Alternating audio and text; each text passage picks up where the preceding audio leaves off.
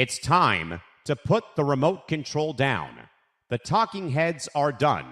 It's time for unfiltered takes over a nightcap. You're invited inside to discuss the weekend's biggest disasters, the surprising heroes, and everything that got missed over the course of the weekend. This is where the best late-night sports talk happens. Welcome inside the ETB Lounge. And now, here's your bartender of banter for the evening, Callan McClurg.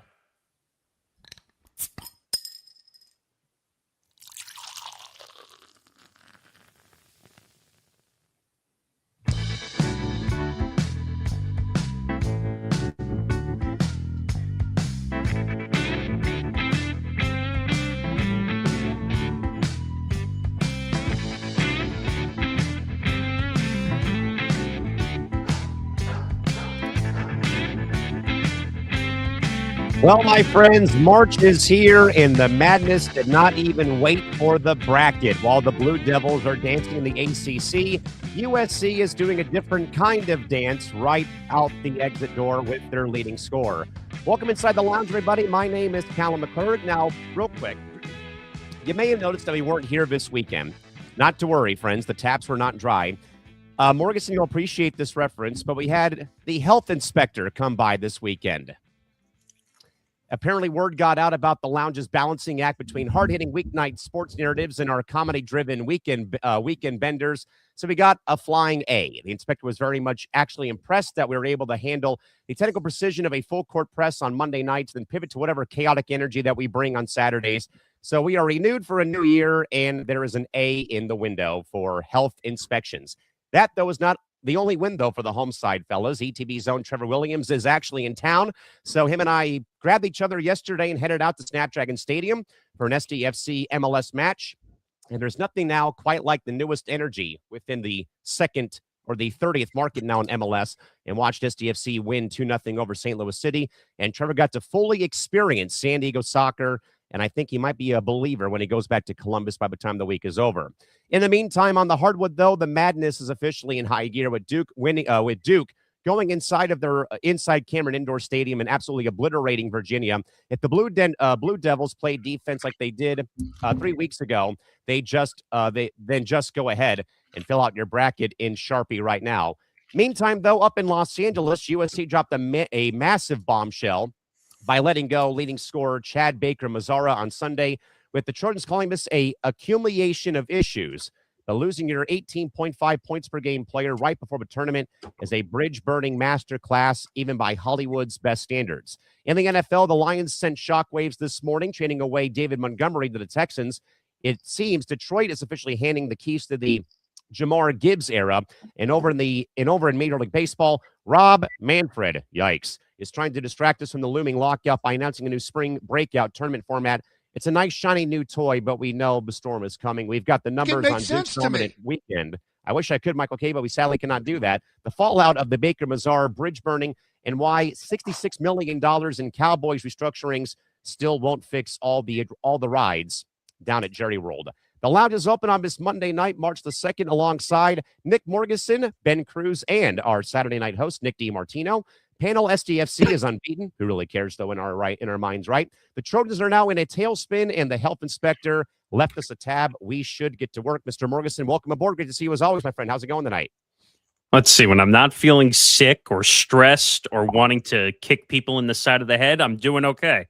But I'll survive. I think we have more dire problems, including a WNBA possible lockout coming, or literally in 8 days' time. And we're going to be on air, by the way, the day after for Press Row, but that might be where the red lights finally get triggered. We actually can do a lockout special finally.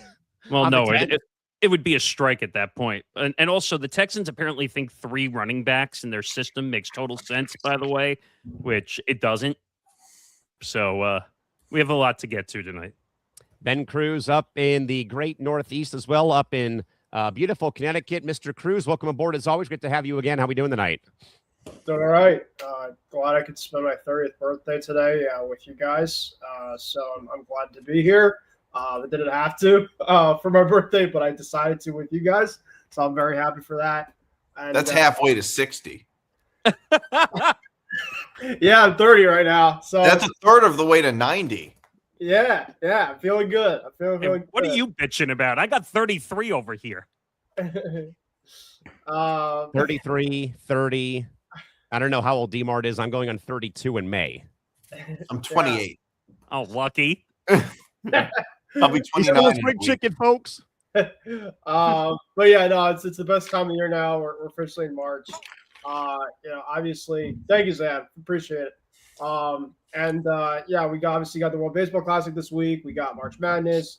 The network's gonna be busy. I'm very excited for it, and looking forward to tonight's show. And the other vocal leader of ETB, our Saturday, sometimes Sunday lounge host, Nick DiMartino, is also joining us here on a Monday night. Nick, welcome aboard, man. Thanks for joining us. We appreciate it. I didn't realize that it was only my show that had the "This Guy Stinks" intro. No, I don't think you're the only one. Actually, well, no, I would think you would know why, because it's the comedy bit or the comedy. Yeah, I know. He's one of the very few who can actually take a joke, unlike some people that used to be here. Yeah, well, that's why they used to be here. Yeah, exactly. The keyword used to be exactly.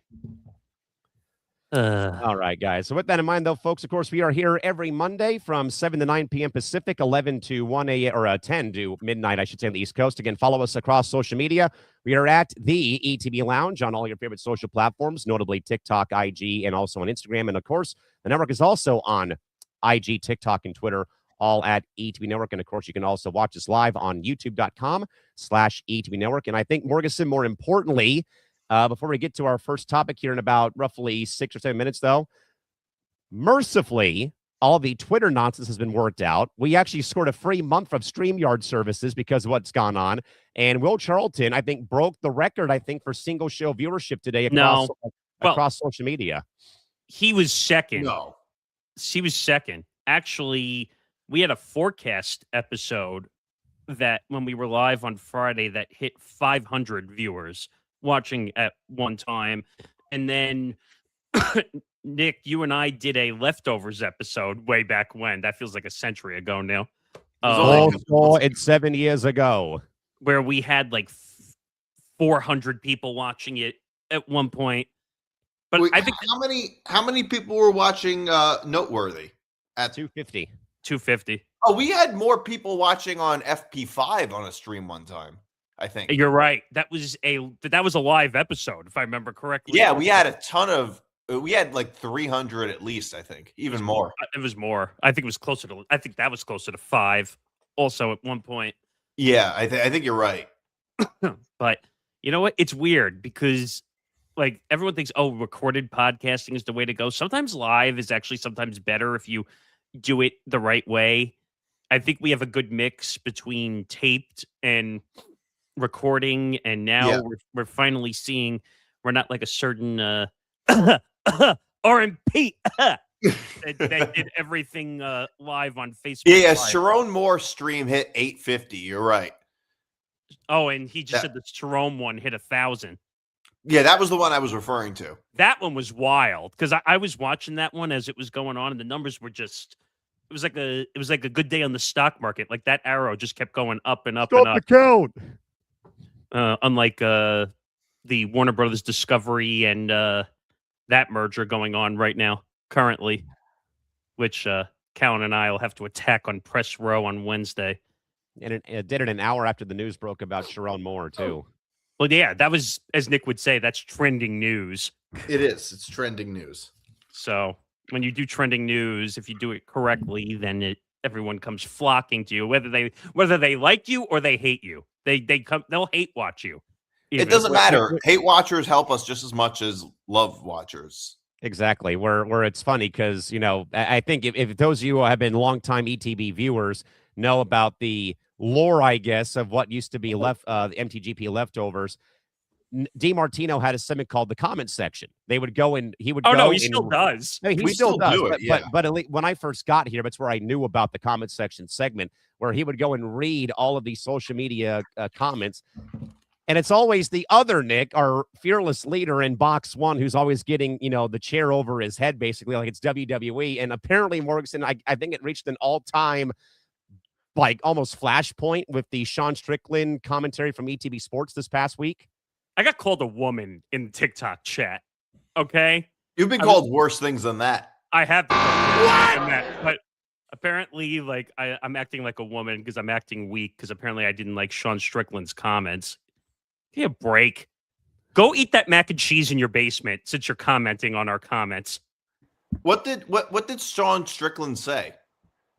He basically was saying that he thinks that the Rousey Carano fight is like he could beat the two of them up, and like it's not even a fair fight, and like, it's going to end in 2 seconds. And he said some sexist comments too. Like he's not a good guy. He's an asshole, to be quite honest. He's also said some bad things about Brazilians and Mexicans, and so he's racist and he's sexist. Okay, Zan, is he following the lead of Kevin Durant? Well, Kevin Durant got caught finally. Finally, he got caught after who knows how long. That's good. I mean, that is hilarious that he has a burner account in all these years. We finally I thought found everybody knew he had a burner account. No, I just find it funny that they're finally saying something about it in the league. They actually sent somebody from the commissioner's office to investigate it. What a waste of time to spend investigating his burner account. Why is it against the rules to have a burner account? I have no idea. But like we have a gambling scandal. We have all this other shit going on with tanking, but we're Aspiration. Or aspiration with Kawhi Leonard. But we're going to worry about Kevin Durant's burner account. A personal conduct policy. That's a great use of funds to protect the league. I mean, just like Beaker. Oh, I mean, Adam Silver. If anyone gets that joke, he looks like Beaker. But I don't know anymore. I've lost track. I think we all have. By the way, for those that are, again, joining us here, we're on air tonight until 9 o'clock preceding Pacific time, midnight Eastern. So we will not keep our 99, now 100 viewers waiting any longer. We'll get into our round of takes, gentlemen. From the weekend that was in sports, we'll get to our biggest win on tap. Florida dismantling number 20 Arkansas in college hoops, 111-77. The Gators clinch a share at least of the SEC regular season title by putting up the most points ever, allowed by a John Calipari coach team, 34-point margin, and 7 Gators finished the game off in double figures. Mr. Morgasen, are the defending champion Gators officially the scariest team entering March, or did Arkansas prove that John Calipari's March magic has officially run dry in Arkansas? Your thoughts? By the way, can I just preface this with this is like the best time of the year, like when March hits and like now everything. It is. Oh, Nick, you're making a face at me. Why? I don't think. What do you mean best time of year? You mean for sports or just for in sports? General? For sports. No, I would say no, not even close. I would say March Madness. October. I would say when you have NFL, college football, and NFL MLB aside. Put NFL aside because we all know that. We didn't put NFL aside. You said it's the best time of year. I should have said it's one of the best times of the year. Okay, I'll give you one of, but there's definitely better times. I'm a March guy because it's my birthday, but I agree with Nick DiMartino that football probably was number one. Oh no, football will always be one, but I think it's one of the better times of the year when the tournament is on. Yeah, like, it's number 2. It's no, absolutely, but the tournament's not on yet. It's not. We're not even at Selection Sunday. We still have a couple of weeks. Soon, it'll be here before you know. Everyone's already basketball is good this year, but it's not at its best yet. Well, what is it? People don't watch college basketball until February. Till late February, early March. I mean, there obviously you have the conference tournament. Once the conference tournaments kind of come up, then it'll start this week. Yeah. So I don't know. Are the Gators the best team? No, I don't think so. Everyone's watching Duke. Everyone's watching Duke. They're 24-4. I like Boozer's son also on the team. He's an incredible player. I don't know if he's Cooper-esque, but like I think that he's going to be an incredible player in the NBA. I think Duke finally found its way back to the top after many years of, I'm not going to say like falling off, but struggling. But I would say Duke. They were in the Final Four last year and then lost. They were a 1 seed. But you're right. Duke has become almost like the Yankees of college basketball. They haven't won in over a decade, but are a traditional favorite. Yeah, I would say Duke is the best team right now. Yeah, probably. Michigan's up there. UConn's up there. Don't say that too loud. You have a UConn fan sitting in here. It's true, but they're up there. I mean, they just destroyed St. John's. I agree with Nick. Like, I'm not upset he said that. No, I'm kidding. But by the way, Ben, I think, is like the luckiest sports fan of all time. Yeah. Just being a Red Sox fan, a UConn fan, I got Celtics fan, yeah. Patriot fan. Well, I don't know if he's that lucky with the Celtics anymore. They're still playing decent even without Tatum not playing. And he's coming back, too. I saw that apparently he's coming back. He shouldn't come back. I think that's taking such a risk coming back this soon. Possibly. We'll see.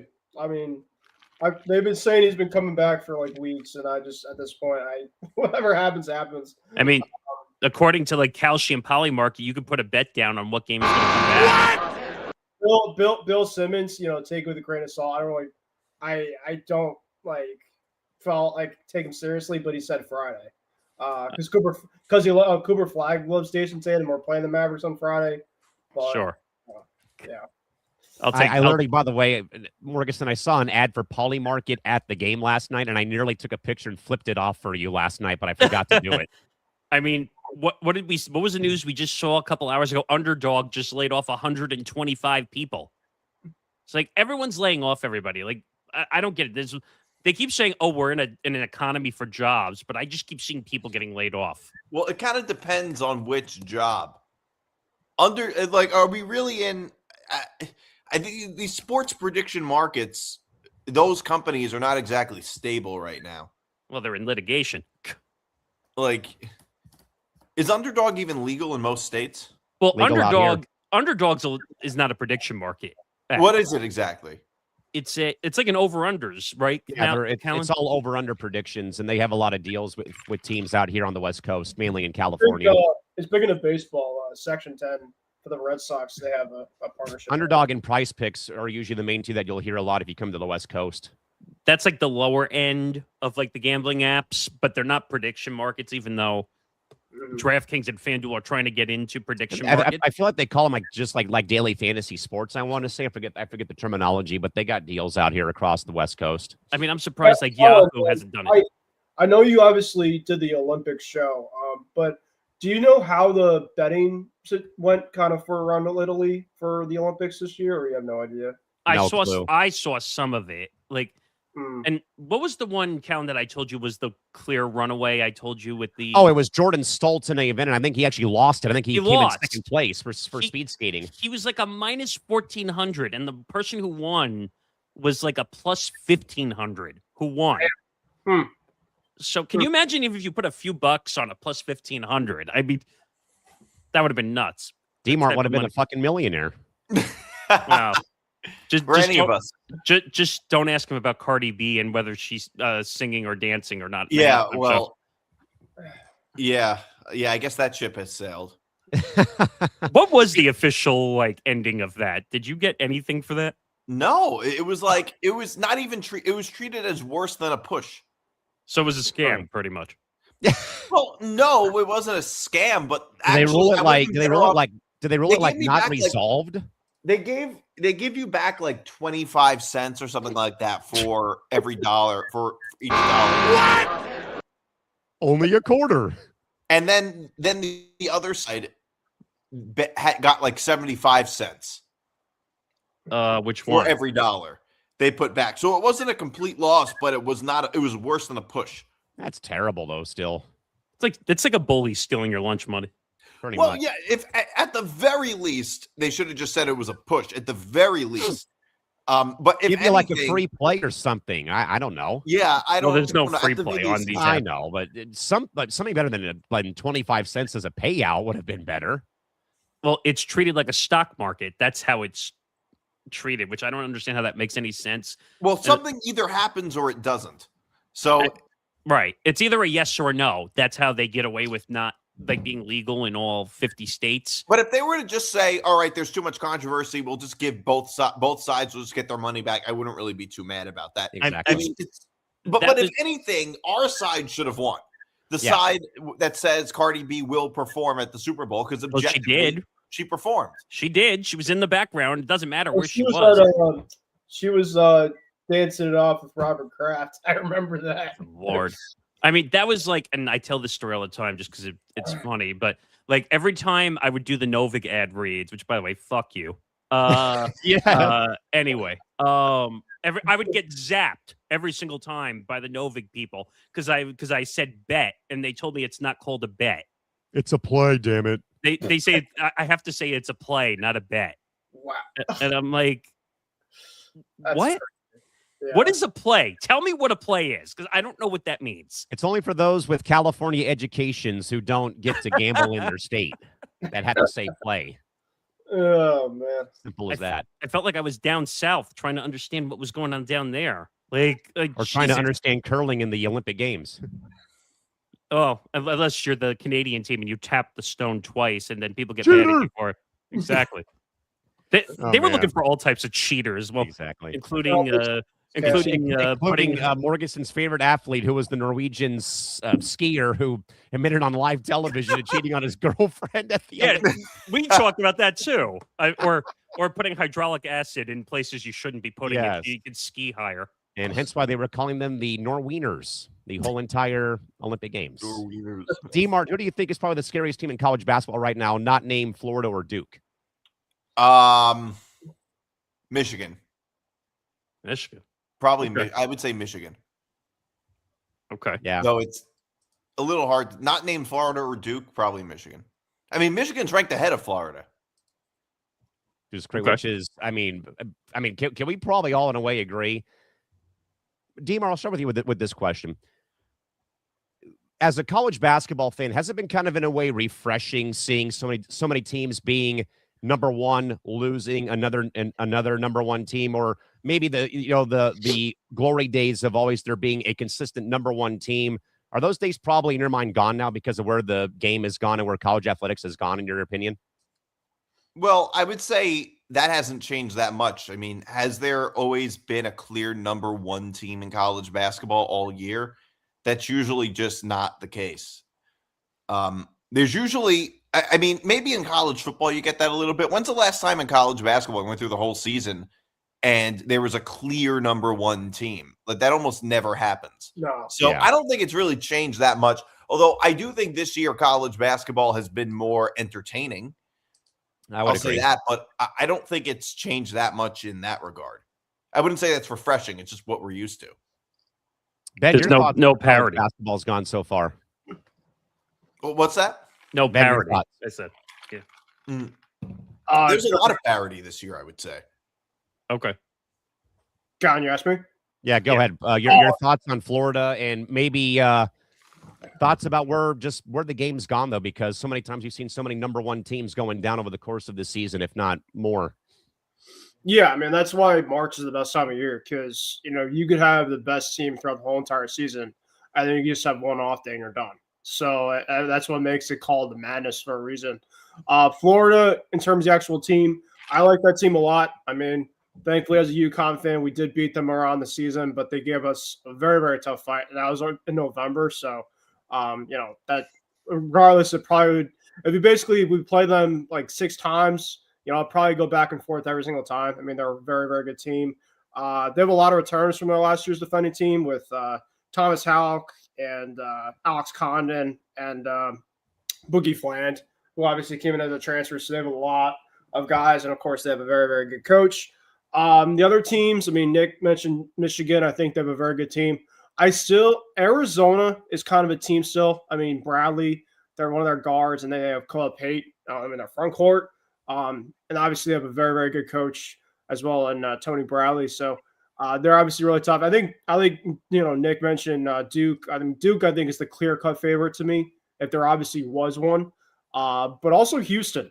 I mean, Houston has a very, very good, they're very, very deep. I mean, Emmanuel Sharp is one of the top shooters in the country. So a lot of these one seeds, there's a lot of one seeds, at least we've seen like the last couple of years, that you can be like, they're the one seed, but are they really a one seed? Kind of given like kind of what the overall, schedule maybe they play near in there. But there's actually a lot of really, really like one seeds for a reason this year. And So I think it's going to be really, really tough to kind of see, When it comes to like making the brackets and stuff, I think, it'll be very interesting to kind of see like where people put like the number 1 and 2, because I think a lot of those teams are going to go deep this year. They're just a lot of good backcourt players, a lot of guys, really good coaches. So it should be really interesting. But yeah, that's what I have to say.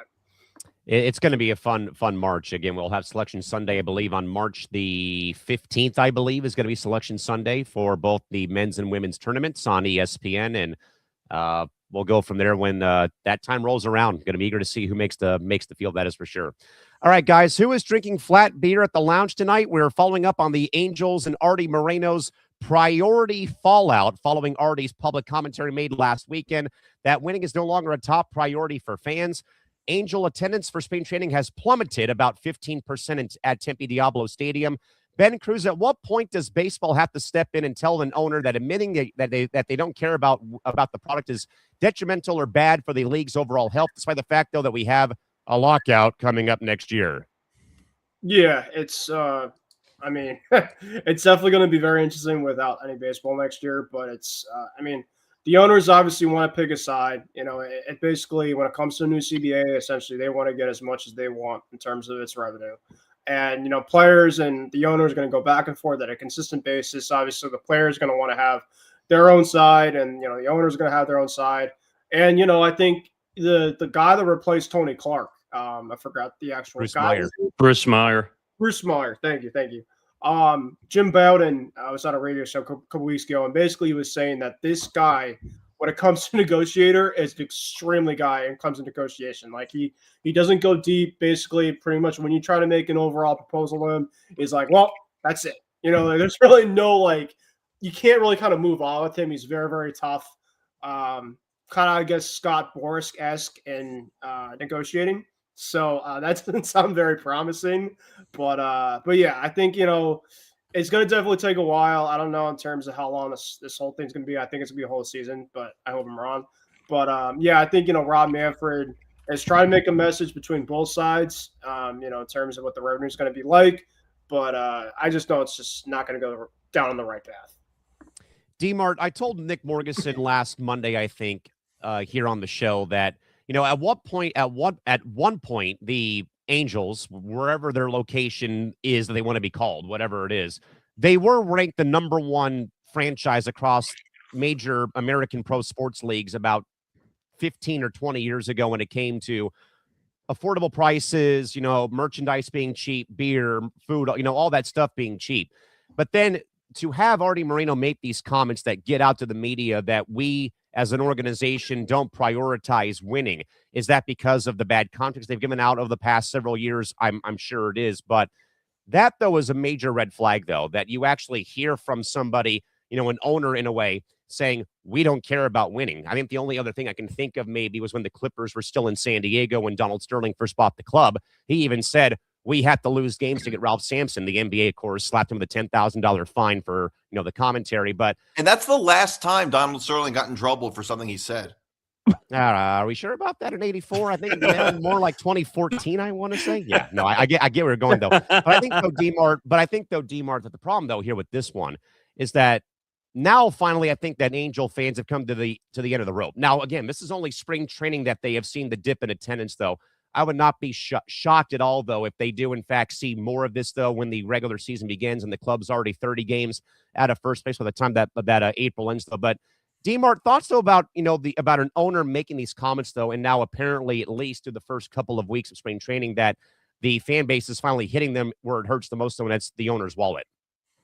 Well, is that necessarily the reason that there's a dip in attendance in spring training? Like, how often does that go up and down year to year? There could be a lot of reasons for that. Well, I think the last several years, minus COVID, because that people have taken time off now to go to spend a week out in Arizona or in Florida, that now the ticket prices are going from like being really cheap to like being $50, $60, $70 for a spring training game at this rate. Right. So if spring training tickets are becoming more expensive, fewer people might want to go, because especially for the Angels, because where do they practice? They're in Arizona, right? Yeah, they're in Arizona Stadium. Yeah, Tempe. Look, I think that a lot of people realize they have better things to do than go to a spring training game. I mean, maybe if I went to Florida and I saw the Mets in Port St. Lucie or the Yankees in Tampa, all right, maybe that would be cool if it's within the context of a vacation. For sure. But for where you have a lot of empty time, but for the most part, I don't know if a lot of people want to go see spring training. I don't know if it's because of those comments. His comment was this, though, right? He said the number one thing fans want is affordability. And he says they want affordability, they want safety, they want a good experience when they come to the ballpark. Believe it or not, winning is not in their top 5. Was he saying that the fans don't care about winning? Or that he doesn't care? He's talking about the fans, not right. here. So I think he was misquoted a little bit when he says the fans winning is not in their top 5. Yeah, but he said it. No, he wound up saying it. Yeah, right. But when he says winning is not in their top 5 for fans, first of all, that's not true. Mm-hmm. I haven't talked to any Angel fans, but I bet if I have, they'd be like, yeah, I'd like to win. That would be one of the first 3 things they mention, at least. Longest active playoff drought in baseball right now, 2014. So I think that winning actually does matter quite a lot. So I think if anything, he's just incorrect. Well, what is that dumb saying? They say winning cures all. I think winning cures everything. But they haven't won shit since 2014. I mean, what was the last time they won? When Mike Scioscia was the manager? 2002 was their only World Series championship. No, but I just mean generally, doing anything. I think the last time they won and was, they had 2 great players, too, and wasted them. Well, they wasted Mike Trout's career. They wasted Mike Trout, and they wasted Ohtani. I mean, Ohtani ends up Ohtani. Well, I also think the Angels made a mistake giving him that ridiculous contract, knowing that he was. And I would go further, Morgasen and DiMart and Kruse, and even say not just the Trout contract, the Pujols contract, Pujols, Josh Hamilton, Vernon Wells. Those 3 really stand out for me as well too. I mean, the Pujols contract was an albatross. C.J. Wilson. No, but the Cardinals obviously knew something because they were not willing to give him a 10-year deal, knowing that he was going to break down 7 out of the 10 years. But the Angels, another problem with them was their pitching was just never had great. And they're never healthy. They're never healthy. C.J. Wilson was a joke too. Jared Weaver came to mind when it came to the Angels for pitching. That was really how far is Anaheim from Los Angeles? Callan, you might know this. On a good day, it's probably 45 minutes, but if you're stuck in traffic, it's probably about an hour and a half. Okay, so people who are Anaheim is south of Los Angeles, right? Is it between LA and San Diego? Yeah, Anaheim's not quite halfway, but it's pretty dang close to it. Closer to LA. Of course, they still want to call themselves Los Angeles when they're not. Well, I mean, if you think about it, though, that's similar to how we call the Jets and Giants the New York Jets and Giants of New Jersey. Even though they play in New Jersey, you can say it's kind of the same. It's kind of ridiculous too, but at least in that case, though, it's much closer. It's right across the river from New York. It's much closer. Yeah, the Angels are nowhere near LA. 45 minutes. It's a suburb of LA. That's not. Think about what the Patriots are in Foxborough. That's about 45 minutes outside Boston. Well, no one's not called the Boston Patriots. Yeah, they used to be. Right. They used to be back when they were in the AFL, though. Yes. No, my favorite to this day is still when they went to court and said, "Oh, we're the Los Angeles Angels of Anaheim."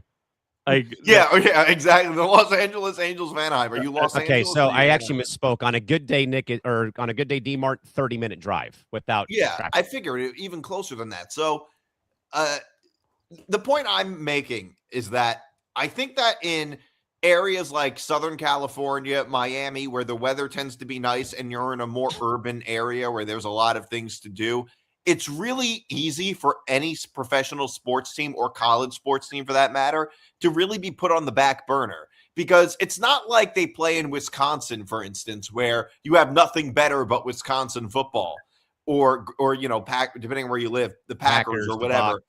In LA, you have the Dodgers, the Rams, the Chargers, whatever. You have so many things to do, not to mention a whole bunch of teams in sports, to the point where if the Angels are bad, it really just doesn't matter to your average person unless you're a diehard Angel fan. So it almost doesn't matter. What I don't like about his answer, though, is that it's a cop-out.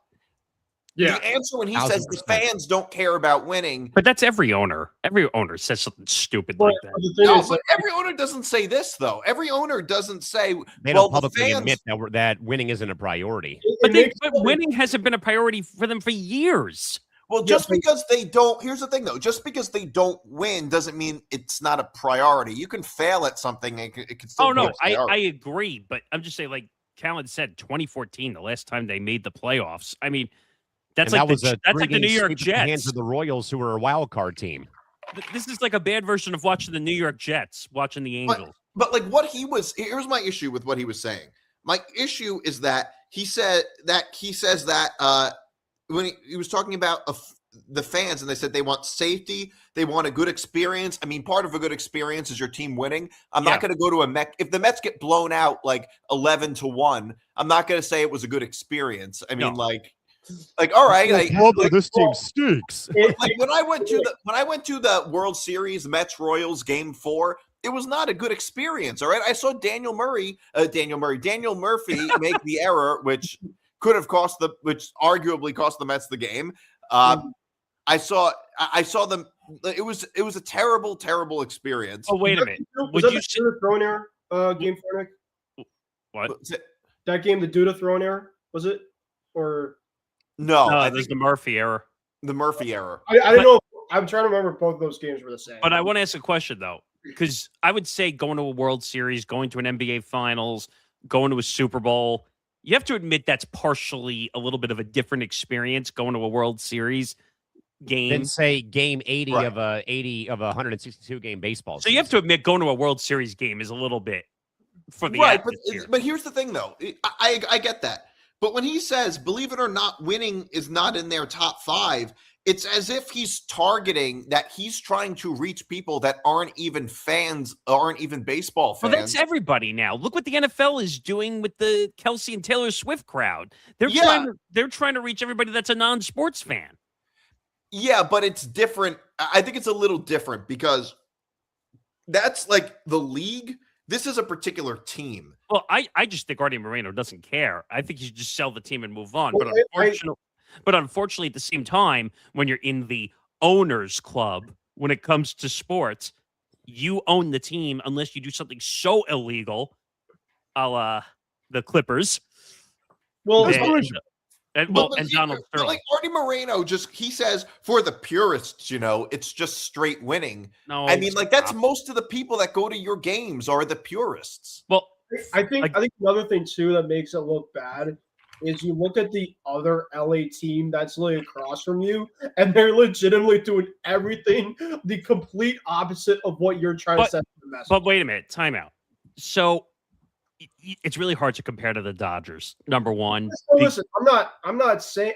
What I'm saying is the overall mindset of things. No, you're right. You're 100% right. What you say. You can even say the same thing about the mindset of a team down I-5 from both LA and Anaheim too, about trying to win now. It's really hard to compare anything right now to the Los Angeles Dodgers, who are deferring billions of dollars to the year 3000 because they don't want to pay it now. I think what they're doing obviously is like the Dodgers obviously are trying to produce a winning product compared to what the Angels are trying to do. Is they are completely basically settled for mediocrity to being terrible, and they're basically having their ownership like reach out to their fan base saying, "Oh, we're not even trying anymore. Like we just want to be complete poverty." Yeah, but at the same time, there's no tanking in baseball. There's no building through prospects. There's no right. Excuse me. This is not the NFL. This is not the NBA, where we're dealing with tanking issues right now. We're trying to figure out, oh, well, if I just keep plummeting my team, I'll eventually draft at the top, and I'll do what the Mavericks did and get Cooper or and rebuild again. Which, by the way, now Adam's trying to put in new tanking rules, which I think are going to be a massive failure. But that's the problem with the Angels too. Is they basically their ownership is terribly run, and even their prospects. Like I don't even think they have great in terms of their prospects. So there's nothing that you can look at for them. It's just not good. Yeah, but 2 generational guys that they had within their organization. They had Trout and they had Shohei, right. And Moreno fumbled the bag twice. Oh, 100%. They have nothing to show for it. They have nothing. They should have. It's all on them for sure. And I'm not saying it's automatic. They should have 2 or 3 World Series to show with those 2 guys in some way, shape, or form. But baseball's not such an individual sport like that.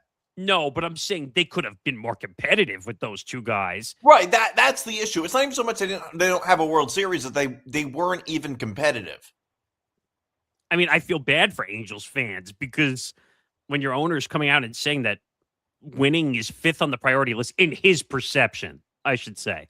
Which is such a stark contrast from their neighbors across the freeway at Honda Center, who've won 33 games already and are probably making the playoffs for the first time in eight seasons. I also think Artie is a crotchety old man who doesn't give a shit anymore whatsoever. Go ask what's his name in Chicago right now, Reinsdorf. Go ask Reinsdorf how he feels. He won all his championships with the Bulls, so he could give 2 shits about how the White Sox are doing. No, he won a ring with the White Sox in 05. Okay, won. But he's been miserable. That team has been miserable ever since 05. They haven't done anything. That was back when the Astros were a National League team when they won a World Series. That is true. Yes, that is true. So these owners, and it also doesn't help that you have owners that own like 3, 4, 5 teams. So look, the Red Sox. The Red Sox right now currently they have Liverpool. They have the Pittsburgh Penguins. They sold them again. They got sold again. Ben, that Fenway group is miserable. I hate to say it, but listen. Heck, we couldn't even keep Mookie Betts around because of that. But you also lost. He's on San Diego now. Xander Bogaerts. I could go on. Bogaerts. We don't have anybody from the 2018 team. But I hate to say this, and no disrespect to the Padres, but I think the Padres kind of overpaid Bogaerts, and I think the Red Sox might have dodged a bullet there slightly for the amount that he got from San Diego. I do think the contract itself was very crazy overboard, but I obviously still losing homegrown talent. I just think it was a common trend. Mookie Betts is the guy you should be angry about. Yeah. I mean, we'll see what happens. I still have a soft spot for Mookie, but then look at Alex Bregman. I mean, we could have kept Alex Bregman last year. Look what happened. And now he's got a World Series ring to show for it, though, in L.A. So it's not like people could say, oh, he left for the bag and didn't win anything in L.A. So now this is the Dodgers at least left, but he had a World Series ring. So the Dodgers kind of remind me of when the Big Three era started in the NBA, where when the Heat became a thing and the Celtics did it first, and then the Heat, and everyone just wanted to be spare parts on a bigger team. That's kind of what the Dodgers are now. They're now taking in all these spare parts, and it's all building up, except for, and I still laugh at this, with Edwin Diaz taking the money to go to the Dodgers over the Mets. But I don't know. And by the way, that was the one that pissed me off. Why did you care? What? Why did you care? No, I just got for the Dodgers' sake. I'm like, you got to be shitting me. You're just gonna keep getting everybody now. Well, I was more mad that, if anything, look, that was a bad loss for the Mets. But what I think might have happened is that, I don't know this for a fact, but I think what might have happened is that the Dodgers gave him an offer, and they told Edwin Diaz, maybe they told him to not go back to the Mets to try to negotiate it with them. They probably said take it, or they might have just told him take it or leave it, and he decided to take it. Yeah, but when does a player ever do that? They're going to listen to every offer they can get. I mean, right, but not if the team tells him that to not go back to the Mets to get an offer. Or you have Freddie Freeman's agent who was hiding offers from Atlanta when he went to the Dodgers after he won the ring in 21. Okay, but there was also a different scenario there where there was more deferred money coming out of Atlanta, and that's why he didn't stay in Atlanta. The Dodgers gave him more guaranteed money off the top. This whole deferred money scenario is becoming annoying too. Where that was really it. And sadly, I think DiMart and the Mets are selling the hook to Bobby Bonilla for 5 more years? Yeah, I think so. But you know what? And I'm tired.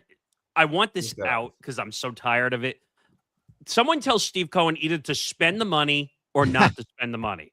Come on, DiMart, get on the horn and tell your owner to start spending this money again, damn it. Because he keeps claiming, oh, I could spend with the Dodgers. I could be up there and spending with the Dodgers. And I don't do it. You could have saved Edwin Diaz. You didn't do it. Morgasen, I aren't they trying to save the money for this big project around City Field instead? Is that what they're His trying final payment is on July 1st, 2035. What, Bonilla? Oh, there's still 9 more years to go. Holy cow. Yeah, but Uncle Steve is not spending any money to make this team any better. Like, Oh, yeah, I know. I'm just saying that has nothing to do with Bobby Bonilla. no, I was get just it. looking that up. Yeah.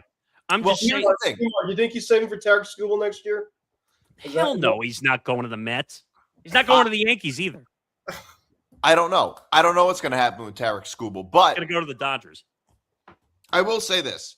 Not if the new ownership in San Diego has a say. There's talk that when they get sold, that they're going to pursue them. The amount of money that I'd be happy for you, Cal, if that happened. I'm not going to lie. But the amount of money that Steve Cohen spends is not necessarily what I care about. I care if it's smart. Mhm. I don't want him spending a lot of money on par with the Dodgers if it's not smart. That you can't look, the Dodgers aren't just spending a lot of money. They're also smart with it. If they weren't smart with how they spend their money, they wouldn't be such a good team. Yeah, but So- I hate the loopholes. And Callan and I talked with David Sampson about this on Press Row. For Correct. deferred money, you have to have the money in an escrow account for 1 day to prove you have deferred money. That's it. But right. All I'm saying though is that the Yankees could do the same thing. No, I know they all can do the same thing. The Then why don't they? This offseason. I just don't like the rule, period. I don't like deferred money at all. I think it's a stupid rule. It's basically what is happening right now with the Clippers, circumventing the salary cap. It's circumventing the salary cap. Well, no, because there's no salary cap in baseball. No, or it's circumventing the luxury tax. Are you basically trying to imply it's kind of like rigging the system a little bit? That's what I'm getting at. In baseball, you want another term. It's the luxury tax. They're circumventing the luxury tax But number. the luxury tax is an actual tax. It's not something that baseball has, right? No, yeah, they do. They have a luxury tax. They have a luxury threshold. I think they have the to stay NBA under. has one too, don't they? Yes, but in baseball, there's no salary cap, but there is a luxury tax threshold that if you go over it, you have to pay a higher percentage of tax. Like back. 110% on top of the contract that you offer. So that's what I'm saying. When you're deferring money, you don't have to pay it this year, is what I'm getting at. The Dodgers are deferring contracts like 10, 15, 20 years into the future. How is the Shohei contract? So basically, but the luxury tax is almost like baseball's version of a salary cap. Yes, essentially. So yeah, I see that it does avoid the luxury tax, but all I'm saying is that it's smart that the Dodgers do that. Maybe they shouldn't be allowed to do it, but it's smart that they do it. And if other teams are smart, they do it too. That's the only point I'm making. Well, they're not That's the what only Dodgers ones. fans say on social media too. Like they basically say, well, just because we do it, other teams have the free to do it now. Just because like all of a sudden we just start doing it and if it works, it doesn't mean you guys can't do it. So, but the problem is that a lot of these small market type of teams, and Cal, we just alluded right just with Artie Moreno, that I'm playing devil's advocate in the way of like it doesn't help when you have the higher market teams like the Dodgers and the Mets and the Yankees and the Phillies and a lot of these, and then you have the teams of the Angels where their ownership basically is saying we do not care. Like that does not help a lot of these teams where basically the bigger markets are like, hey, we could spend whatever we want. It's like, well, I feel bad for this all these smart. Like no, like basically we're making a statement like we're gonna go buy because we can. And then you have like this team like an Angels that say, well, we're a small market type of team that we just don't care. But they're not a small market team. Well, that's the thing, but they're acting like it. Yes, I agree. By the way, I looked this up, so I found MLB contracts with deferred money. Between Shohei and Mookie Betts, they are deferring $800 million That's nuts. of those two contracts combined. That should not be allowed. Should not be allowed. I agree with that. And why do you think the NHL next season, as part of the new CBA, there's no more deferred money allowed for contracts? Well, actually, I'll next give you season? another one. So, That's big. Blake, also for the Dodgers, Blake Snell's contract, $66 million deferred. So we're at $807. Does Kyle Tucker have any or no? Yes, he does. yes, But I think he's he got got- 30. But I think he also got a $30 million signing bonus. But he's got $30 million deferred. Yes, I'm looking at it right here. Will Smith, $50 million deferred. We're talking about $1 billion in deferred money. Yeah. Okay, like that should not be allowed. I understand Yeah, like, you could defer the money, but I think like if they use it now to just piss everybody off. Like I definitely can just see the trend now. Like I understand they're run by a hedge fund, the Guggenheim Partners, which own a million things. But just because you're an endless cash machine doesn't mean you should be allowed to just defer it. Yeah. Well, That's why we will not have a baseball season in 2027. Guys, let's move now to the NFL. Well, let me just say, let me just say for a second. So you were talking about, Ben, you said the Mets were like a small market team? No, I said the Dodgers. Yankees, the Dodgers are kind of like all the bigger markets. And then you have a team like the Angels who are out. Oh, okay. No, but like going back to the Mets and like spending money, I'm looking at the highest payrolls in 2025. The Mets were number 1, and they didn't even make the playoffs. So if you can spend all the money you want. Oh no, it's the curse of Juan Soto. No, but it's like you can spend all the money you want, but if you're not smart with how you spend your money, it's not going to work. The Dodgers are at least smart. The Mets are not always smart. They say in sports that money doesn't guarantee anything when it comes to results, but if you're money can't buy you a championship. Yeah, but if you're smart about it, then there's. I don't know if it can buy you a championship if you're smart about it. I was going to say, I don't know if I fully agree. I think money, if you get the right players and you're willing to spend money, then it does help you win a title. No, it absolutely helps. But the point is that it's not a guarantee. Yeah. That's true. Yeah. There's some other steps also involved. I also think that I think Cohen is making pointless buys. Also, I mean, who did they bring in? Who was it at second or short from the Blue Jays or whatever? Bichette. What a terrible deal. They overpaid him by a lot to bring him in. But I think that was also the market. Like the market, you had to overpay for a lot of guys. Yeah. But you traded Nimmo though? Like the logic is not there. Look, I don't get why so many Mets fans are so hell-bent on seeing the exact same roster that collapsed last year. You had to shake up the core a little bit at some point. I don't expect them to shake up the whole But core. I'm saying that logic made no sense in that regard. Like, you bring him in, you trade him to Texas. Well, I would say DiMart's obviously the Met fan here, but like a lot of people when it came to Brandon Nimmo looked at his overall defense. But Simeon, I think they're looking at Simeon because David Starnes apparently wants a run prevention type of. Well, Simeon's an analytics guy. He's a Billy Bean guy. That's why. Yeah. Well, we'll see. Look, I was fine with the Mets not re-signing Alonso. I think that was good letting him go because he was going to get overpaid anyway. It would have been an overpay. I'm not sure if Alonso even has 4 good years left. He is not. No, I don't. What's Baltimore? Yeah, no, I know, but I'm talking about like his age at this point. Oh, he's got to be 31, like 34? I think. Oh, I thought he was older. 35. Yeah. No. He's only about 30. He's only 31, I think. He is 31. Okay. Yeah. But I think in Baltimore, hitting bombs, but like outside of that, it'd be probably power or nothing by the end. Yeah, but in Baltimore, his career is going to be longer because that's a hitter's ballpark compared to Citi Field. Even with them moving the wall back a few years, even moving that left field wall back a few years ago. I still think Baltimore compared to Citi Field, I would take Baltimore all day. Baltimore, the ball flies out of Camden Yards. That is true. It does fly. Yeah. In Citi Field, you have to absolutely knock the cover off a ball to hit it out of Citi Field. Well, I think for Pete though, like Pete is just so strong. I don't really think. He also has to make contact. He doesn't consistently hit for average. He reminds me of Ryan Howard. Either he strikes out or he hits a home run. Well, I mean, last year I think he hit like 270 or something, even better than that. But the year is that hilarious though that we give people pats on the back for hitting 270 now? Yes. Yeah, but it's still.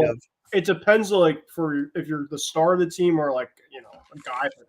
270 is pretty cool. Well, I don't know. He's probably not the star of that team, though. I mean, 270 is pretty good, I would say. He batted 272 average, 38 homers, 126 RBIs, and 170 hits. Like, that's pretty decent. I think if he had a full year in Camden Yards. Like, OPS to me is the biggest thing. I mean, I'm all nerdy when it comes to that. But yeah, but if full year in Camden Yards, I could see him hitting 40+ there. Easily. Yeah, I mean, he's their guy now. I mean, you have Gunnar, but, like, Pete is their guy for homers. He's going to be your protection hitter. I think that's going to allow Gunnar to get more hits because they're going to have to pitch to him. I wanted Pete in Boston, but obviously that didn't, of course, happen. But Yeah, exactly. All right, guys, moving on to the NFL and a roster shuffling beginning on Monday morning / afternoon with the Texans acquiring running back David Montgomery from the Lions in exchange for a 4th-round pick, offensive lineman Juice Scruggs, and a 7th-round draft pick. Ben, I think you broke the news this morning. Did Detroit just gift wrap the AFC South to Houston, or is Detroit smart, though, for getting value for a back who was about to hit the age wall, in your opinion? Yeah, I think Morgasen was saying off the air about this. Like, Houston, I think their problem wasn't, like, for their running game, they have Woody Marks, they have Joe Mixon. I mean, I think they're probably looking at the situation with Joe Mixon, at least in his future, because, of course, he was hurt all this past year, and maybe kind of looking at it that way. I mean, David Montgomery is a pretty good back. He's a very good guy with a goal line situation. When they played my Pats in the playoffs, they had a really hard time running the football. But I think it was because of their offensive line. Their offensive line is their biggest part when it comes to the Texans. And they got rid of 2 of their offensive linemen this offseason. I just don't know. If you don't have a good offensive line, it does not really matter per se in terms of what type of running game that you have, because you just don't know what type of gaps you're going to be having. Very similar with, like, the Giants and Saquon Barkley. I mean, you just don't know in terms of how the actual full potential is going to go. In terms of on paper, I think it's a really good fit. But, like, what is their offensive line situation going to be like? I mean, for the Lions, I think the Lions are going to be fine. I mean, Jahmyr Gibbs is obviously a better back between the two. It's going to hurt, no doubt about it. But I think that the Lions are probably going to find a really good gem, whether free agency or in the draft. But in terms of them getting back, I mean, I think that Monty was a pretty good get for them. The offensive line is where they struggle. And, I don't really know if it's going to really work out if they can't get the offensive line intact. Nick Morgasen, obviously, I think all of us in some way know, even the former NFL fan of 9 years in San Diego knows that the last several years of the AFC South has always kind of been like the worst division in football. And I think that every sport, every level has that one division, that one outlier who's always like 7-9, 7-10. Someone's going to win the division with a losing record in some way, shape, form, or size. Nick Morgasen, your thoughts on a trade between the Texans and Lions made early on Monday morning as we kind of kick off NFL transaction week? I don't get the trade, to be honest, at all. Like, the Texans don't have a running back issue. Like, I get it. I know Mixon is injury prone. So I don't know if this was supposed to be like a veteran backup, but you can't have 3 running backs active on your roster. You just can't do that. Woody had a really good year, so you're not getting rid of him. Mixon would be the guy to watch.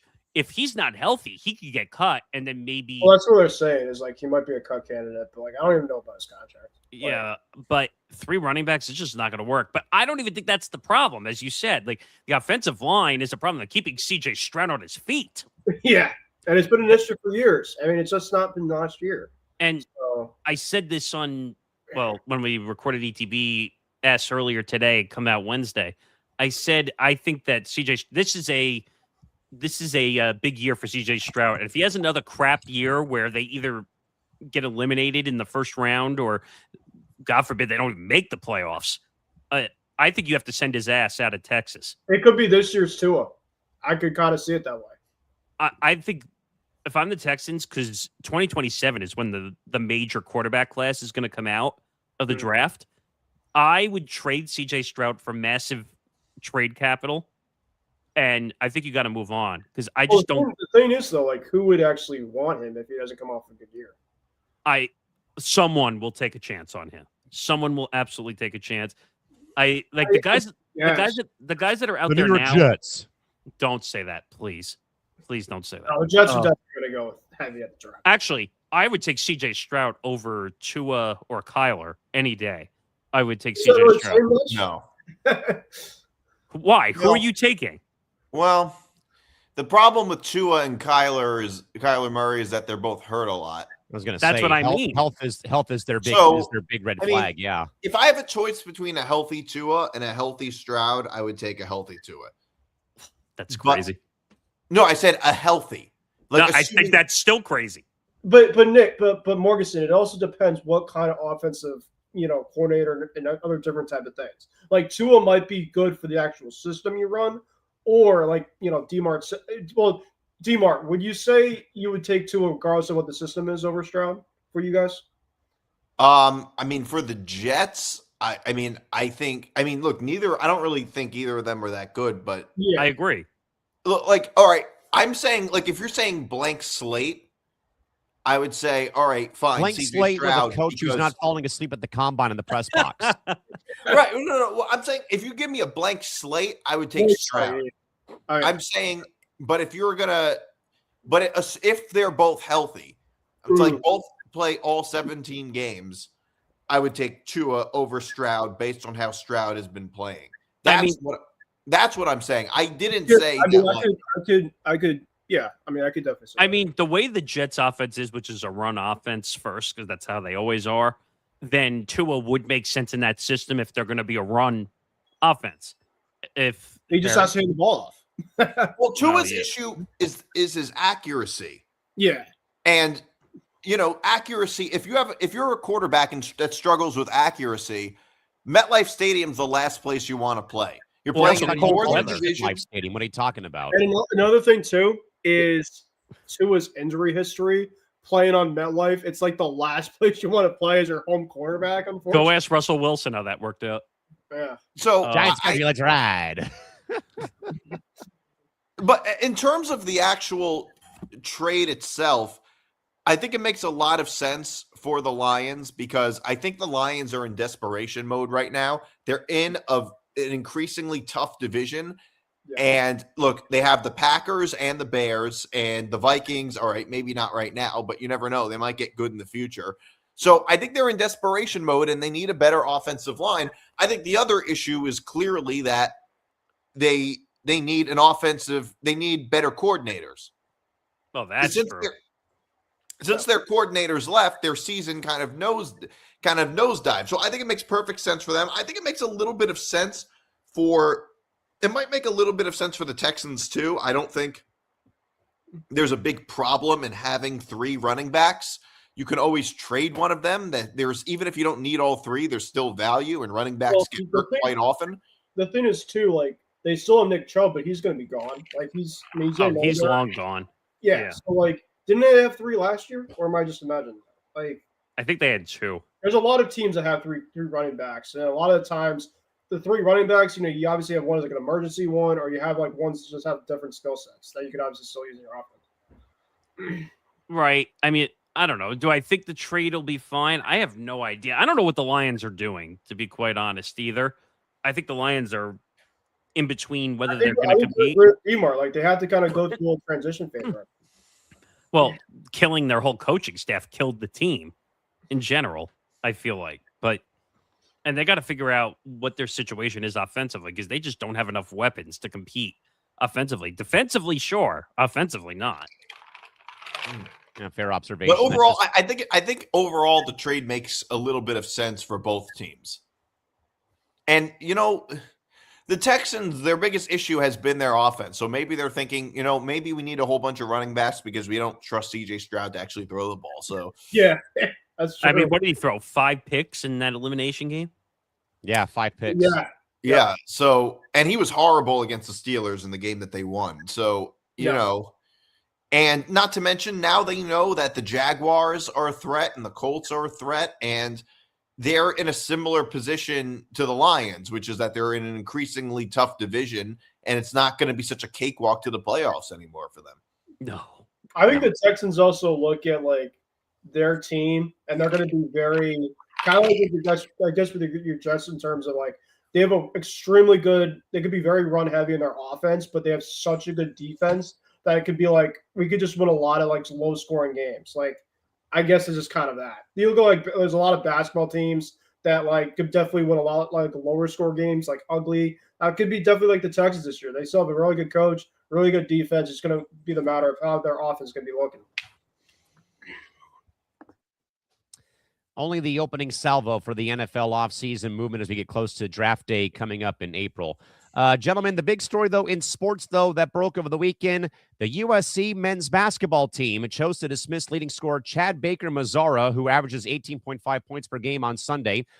Baker-Mazara was previously at 4 different universities, including, but not limited to, Duquesne, San Diego State, Northwest Florida State and Auburn. The Trojans cited what they called a accumulation of issues. And during his final game against Nebraska, he sat courtside with fans after an injury rather than being on the bench with his teammates. Nick DiMartino is dismissing the best player on the roster with 2 games left, a culture win for Eric Musselman, or the white flag being raised on USC's season in the Big Ten and also for March Madness. I wouldn't say it's I wouldn't say it's so much waving the white flag. I wouldn't say that's what it is. But so USC is currently, they're not doing too well. They're 7-11 in the Big Ten and 18-11 in overall.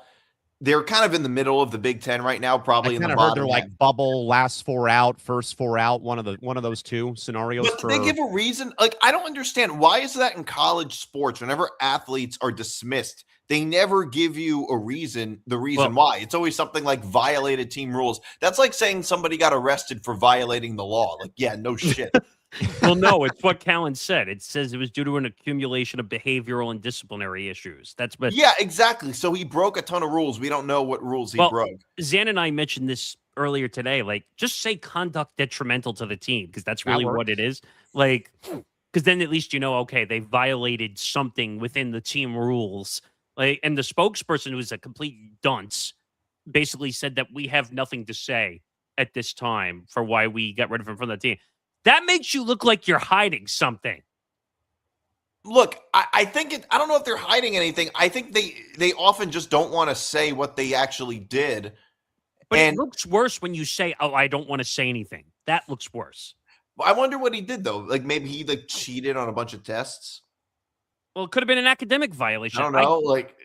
I can tell you when I was at LIU and I was calling both the women's and the men's game, our women's team was insane. They beat everybody by like 20 points every game. And our best player, who was averaging 20 points a game, all of a sudden was not on the bench. And I had to go and talk to the SID and our sports information guy and say, well, why is she not on the bench anymore? She got suspended for the rest of the season due to academic violations. Wow. I found out. And I said, so then I asked the other question of, well, how low are we setting the bar for an athlete GPA? Because every school is different. Yeah. So I found out that our GPA for an athlete at LIU was 2.5. You need a 2.5 GPA to remain an athlete on a team.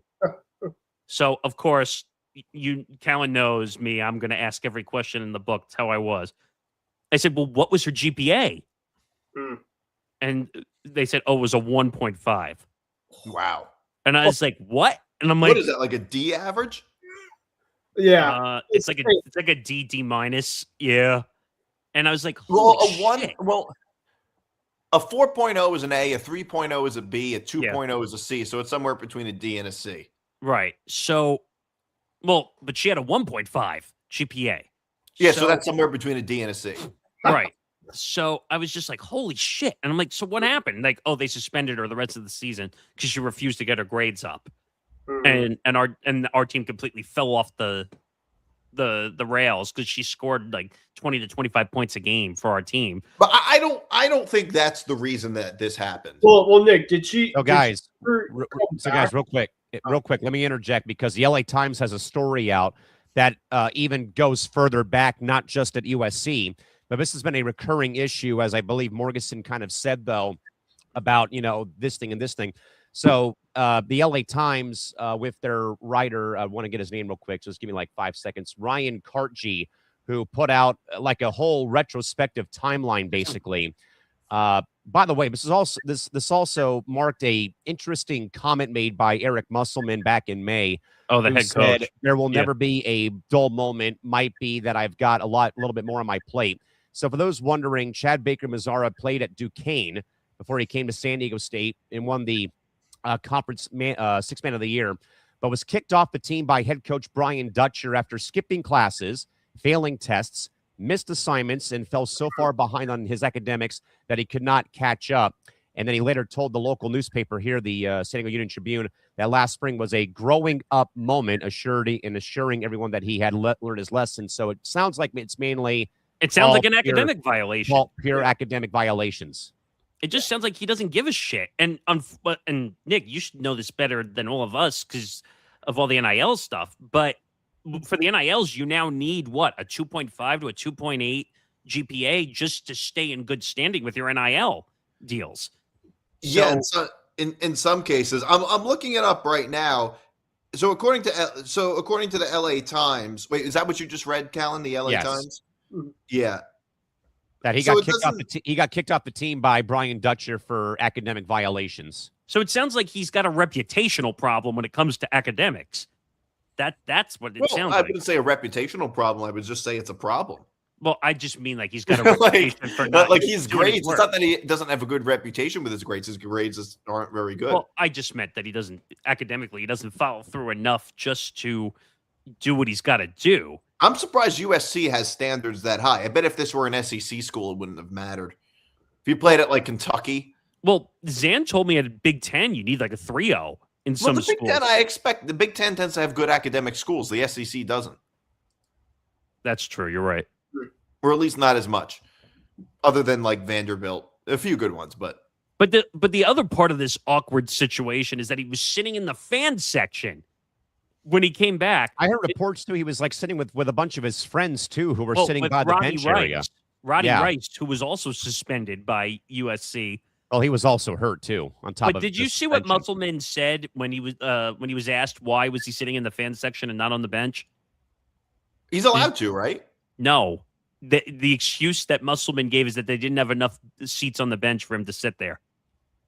What if he hadn't gotten suspended? I don't know, but that's what he told the media. Apparently, they didn't have enough seats for him to sit on the bench, so that's why he was sitting in the fan section next to Roddy Rice. You can't make this stuff up, really. You know what? If he's an idiot, he's an idiot. He doesn't deserve to play. I don't know if he had an NIL deal. Do we know if he had some kind of NIL deal? I would think I'm sure he has NIL deals. I'm sure. He's USC's best player.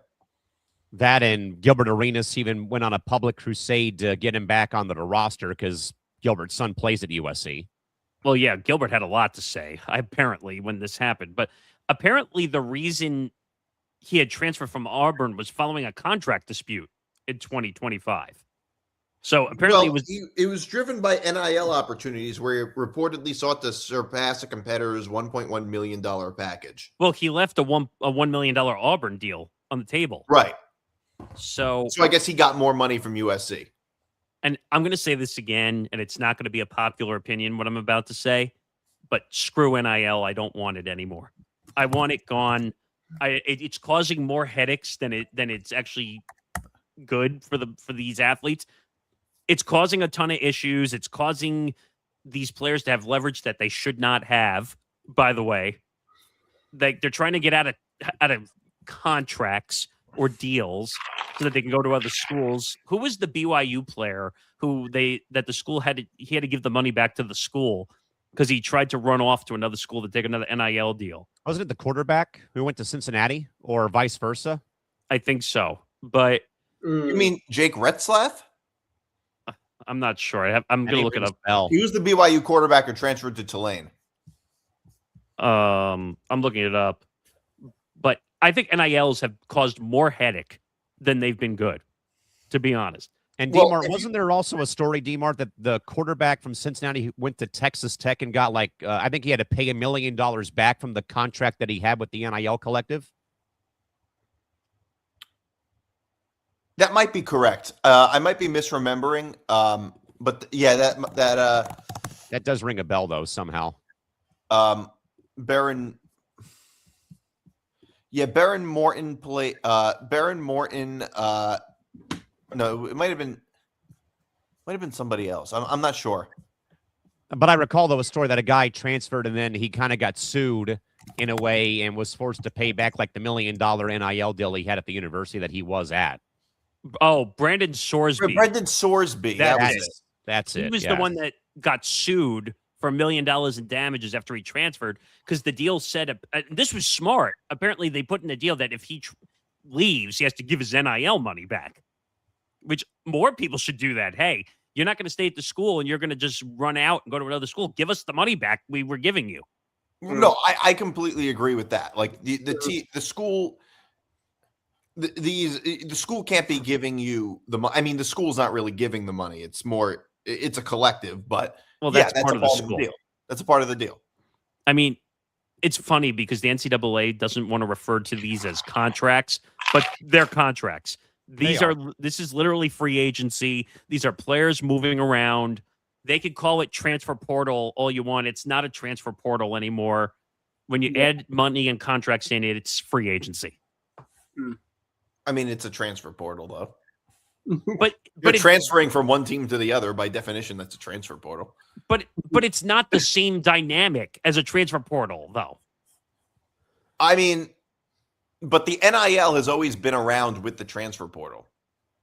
I get it, but I think players were allowed to transfer, but they had to sit out a year. It was different.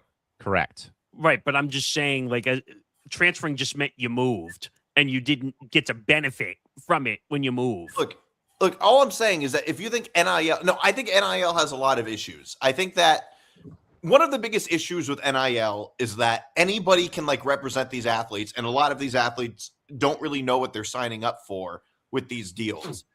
You need players to have like agents that are actually.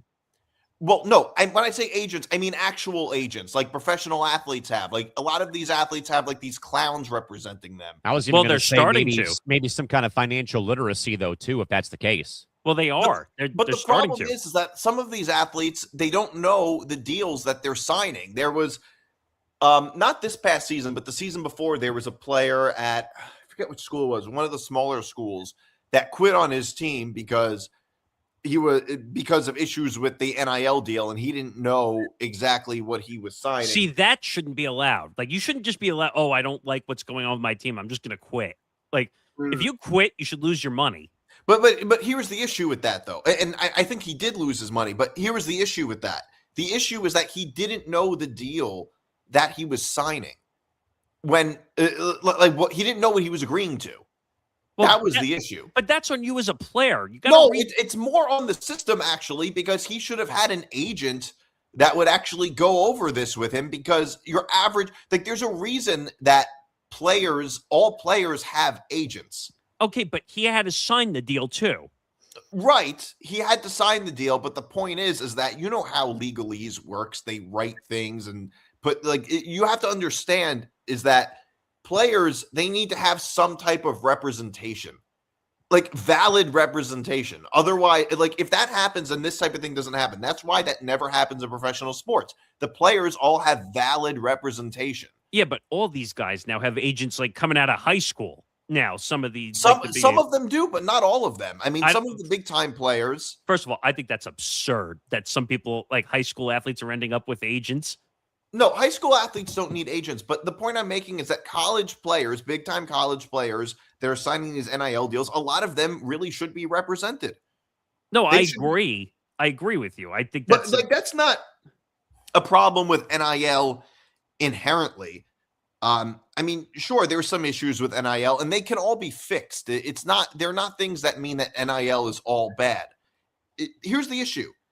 The old system was really so much worse. The old system was so much worse when it came. I mean, God forbid if somebody like gave you an improper benefit. Well, you're talking about the whole Reggie Bush story, which we did not even just the Reggie Bush story. I mean, or you look at SMU. I mean, they bought some players. They bought players some cars, and the program just never recovered. I mean, they were punished more harshly than Penn State was for their scandal. Yeah, did you remember how absurd the old system was before players were allowed to make any money at all? I mean, if players can make money off their literal name, image, and likeness, then I think that's fine. Look, not all athletes become pros, and that become like. Would you want star athletes to not be able to make any money off of their worth, off of their value while they're in college? Some of them aren't going to go pro, and they aren't going to have the opportunity to make money off of playing sports other than when they're in college. So that helps them a lot. Like I don't see why that's bad. But I don't like the whole leveraging that's coming from it. I don't like the whole, well, I can make money. I can go force my way out of a school if I don't like the situation. And I Well, could say, if players can earn their way and they have leverage and they can go to a better situation, I mean, that's exactly what we have with professional sports. I get it. Why is that any different? I just don't like the fact that now they're doing it all from entering college, and now it's like you don't get like what's the whole point of holding like the hat ceremony like that some of these players used to hold when they pick a school? Like, there's no reason to do that anymore because after a year they're going to go to another school. My only issue, really, at least in football, would be the calendar. But here's the thing. Coaches are allowed to get up and leave anytime they want. I never thought it was fair that coaches were allowed to just get up and leave anytime they wanted, but players weren't allowed to. No, I agree with that too. I don't think coaches should be able to just get Okay, up. but they can. They can get up and leave whenever they want. There's no transfer portal rules with coaches. I mean, you can just get up and leave. I mean, look what Tommy Tuberville did when he was at Texas Tech. Well, he got up and left. He left recruits. He was eating lunch with recruits, got up and left, or so the story goes. I wasn't there, or so the story goes. He got up and left while he was eating lunch with recruits. I don't know who picked up the check. And he had to take the Cincinnati job. So, I mean, if coaches can do that, it's hard for me to be mad at players for doing it too. Go ask Texas what they did to Jimbo. I mean, like, they had to pay him $90 million. Or, you know what I meant. I know. But it was different because that was the greatest firing in the history of college football. Hey, he made $90 million off that deal. It was a good deal for him. I'd take it. What do they say? Like, the best jobs in the world are being a weather person and being a fired college football head coach. No, I mean, look, the weather people have an out because they say there's a certain % chance of rain. So, hey. He got fired, 1 year in? What? He got fired 1 year into that deal, didn't he? Jimbo, I think it was in his second year. But it was like a 7 or 8 year deal, and he got fired like in the second year or something. Yeah, I think the only reason though that people like myself and I think all of us in a way have issues with the portal is, as DiMart and I talked about on MTGP about a week or so ago, when it boils down to when we have players in the middle of their season declaring that they're going to be moving to a new university, as I think we talked about, DiMart, that happened with Michigan basketball last season. Like, how can you possibly make that announcement while you're still playing your season, going to war with the guy to your right and left, though, and then you have the, cojones to say, oh, I'm going to be leaving after the year's over. Yeah, no, I agree completely with that. Like, that's an issue with the calendar. You should not be like making your decision at that point, or even if you have made a decision, don't tell anybody. Like that should wait till the year's over. Exactly. Yeah, no, that should all be taken care of after the year's over. But what about the situation in March Madness where players? That was the one that Nick and I were just talking about on MTGP about a week or so ago. Was about Michigan basketball during March Madness. They were having still 3 guys saying they were still in the tournament. Oh, by the way, I'm going somewhere else when the year's over. Well, they finally changed that. Don't you have to wait like 15 days or something after? No, the window's been shortened, but now it's after the national title game. They actually listened to your boy for once in his 9 years in D1 athletics that they're going to actually do it after the title game's over. I've been screaming about that for the last couple of years. Just like, hallelujah. I just don't get it. Like, the Michigan still being in and like, oh, we'll pick up a player. But I mean, he's obviously not eligible, I would think. He can't play in the tournament. But no, it was they made the announcement they were going to be moving out when the year was over to a new university, not in the middle. But they I think it leaked out or they made it public during the tournament, which like made chaos ensued basically. I just don't get how that's not like some form of tampering in some regard. That like you're still in the tournament and you're trying to make moves. Like, I think it should be. I don't think it should be allowed. Yeah, I don't think so. I don't know. On that I think we all agree on that is just a disgrace. Yeah, really shows how much of a good teammate that people can be, though. Guys, back to the NFL. The Chiefs also today released offensive tackle Juwan Taylor, freeing up $20 million in cap space, while the Browns traded for Texans offensive tackle Titus Howard and gave him a $63 million extension. Holy cow. Nick Morgasen, which team is winning the cap war right now? The Chiefs for shedding some dead weight, or the Browns doubling down for their offensive line for whoever the hell their quarterback's going to be, and they add another name to that jersey next season? Well, it's the Chiefs, and it's not even just because of the Juwan Taylor cap space move. It's the Patrick Mahomes cap space that they cleared a couple weeks ago. With him restructuring his deal over the weekend, too. I would say that's the big winner if you really want to look at that. Because what did they save? Like close to 70, I think, from restructuring, which, by the way, that contract was outrageous when they gave it to Mahomes. And here he just got hurt. And I don't want to hear Mahomes this, Mahomes that, value this, value that. I get it. He's one of the best quarterbacks right now. But, like, that $500,000 contract was out, or $500 million, sorry, was a ridiculous contract. But that's the winner. I wouldn't say Jawan Taylor clearing $20 million in cap space is the winner. First of all, anything that you say with the Browns, I just take with a grain of salt at this point, because you have, Todd Monken as your head coach, who you took away from Baltimore. Like, he's going to be fired probably after a year or two. I think so. Unless they give him the Wonderlic test first, because that's apparently what they were doing to get their head coach. Can you imagine if you had to walk into a room and say, oh, I have to go pass a Wonderlic test to become a head coach of an NFL team? What exactly is the Wonderlic test? Because I know they give it to players in the draft. It's like a knowledge based, but it's also like a situational based test. Now that sounds like Ben. That sounds like the scene in Miracle, where all the guys are at the bar after they make the Olympic roster in '80, Yeah. and Herb Brooks gives them that 300-page test before I found they it. go to camp. Yeah, for sure. So it's called the Wonderlic Contemporary Cognitive Ability Test, is what it's called. Damn. It's an assessment used to measure the cognitive ability and the problem-solving aptitude of prospective employees for a range of occupations.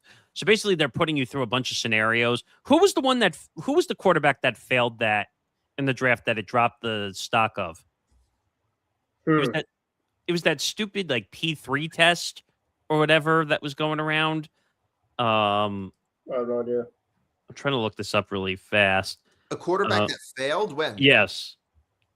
I'm trying to remember. Oh, was it Will Howard? Was it? Will Howard doesn't seem like he's a pretty smart guy, but Oscar Davenport and Achilles Smith are among the lowest scoring NFL quarterbacks in the Wonderlic. Austin Davenport. Where did he play? Austin Davenport. I don't know. I never heard of him. Makes sense. He never made an NFL roster, so. Okay. But it was weird, though. I think they finally stopped that test because apparently, like, it was not like the NFLPA was fighting against it because they were saying it makes people look like assholes. No pun intended. That's It doesn't make them look like assholes. It makes them look dumb. Didn't the NFL also try to get rid of the postseason report card grades from the players? They did. They did. They did. Wow. They also got rid of what? They also got rid of it was a couple weeks ago or a week or two ago. The NFL won a grievance against the NFLPA for other report card grades or something. Yeah. So, I don't remember what. I'm trying to look that up really fast because that was a big deal because they filed a grievance and actually won it. Remember a scout asked Des Bryant, I think, if his mom was a stripper? Yes. I think that was it. It was Des. Wait. I want to make sure I got that right. Okay, so it says the NFL won a grievance against the NFLPA in February of this year, prohibiting the union from publicly releasing its annual team report cards, which graded franchises on working conditions. Wow. And then, well, Nick, did you also see the weird question that Fernando Mendoza was asked the other day? What did they ask him? So they were saying, well, or not really a question, but it was an anonymous GM, which Callan knows that drives me crazy when they're anonymous. And they basically said, oh, the only way your draft stock will be dropped if you get arrested. I mean, I think that's true. But why say it? I mean, unless you think he's going to get arrested, does it really matter? Do you think Fernando Mendoza would get arrested? No, I hope he gets arrested. Then maybe he'll go to the Jets. Oh, Jesus. That's the only way he gets. Wait, I do have a question. What if he gets arrested in like a foreign country? Does that count? Oh, wait. Who was the basketball player that got arrested in China? LiAngelo Ball. LiAngelo Ball. UCLA players. LiAngelo Ball was one of them. And Trump had to go save his ass? Trump saved their asses, yeah. because they were stealing from a convenience store in They China. were stealing from a Louis Vuitton store, I think. Yeah. was it? They weren't even stealing for anything they needed. It was yeah. like, yeah, they needed sunglasses and they stole. Yeah, leave it to the Ball family to do stupid shit in a foreign country. And then LeVar Ball pulled LiAngelo Ball out of UCLA. I'm a dumbass. Well, where are they now? None of them are really I'm a that dumbass. successful. Well, two LaMelo's of the them are only in the one left. NBA. That's nothing to sneeze at. Lonzo's career is over. LaMelo got a max contract. But, LaMelo is probably the best of all three. And then LiAngelo, is a successful rapper now? He's a apparently. Yeah. Did he get like a huge record contract or something? Yeah, he's a rapper. He's actually a successful. I mean, moderately They successful. feel like they're also big in a big. He did Didn't he also Didn't they allow him to do the NBA All-Star show or whatever? Like he was the headline act or something. I have no idea. I don't know. I think so. I think that sounds about right. I mean, I'm just glad LeVar Ball's not in the public spotlight anymore. That was such a headache of a nightmare. Everything. Yeah. Yeah, going down memory lane on that one. Wow. Oh, man. Ben, how about some thoughts on where the offseason out now is with some teams shredding some cap space in the NFL between the Chiefs and also the Browns giving an extension to Titus Howard after a trade from Houston? Yeah, I agree with Morgasen in terms of I think it's the Chiefs. I mean, they were just in the Super Bowl the last 3 to 4 years.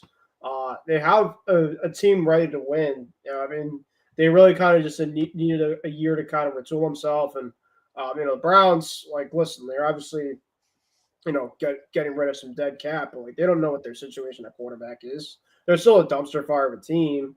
So I mean, the Chiefs obviously. They obviously can go and get some players. I think getting a guy like Jeremiah Love in the draft, I think is something I think they've been high on. But Patrick Mahomes, like you mentioned, Morgasen, that contract is crazy. They obviously kind of have to get rid of that. Taylor at right tackle, I mean, he was a false start king. I mean, the guy just had penalties at a constant, really, really bad rate. So they obviously got to move. You had to move on for something like that, but. Yeah, the Browns are just, we'll see what happens there. But I'm not surprised, but definitely the Chiefs. I think also the Kelsey number, whether he comes back or not, also is going to matter towards their cap.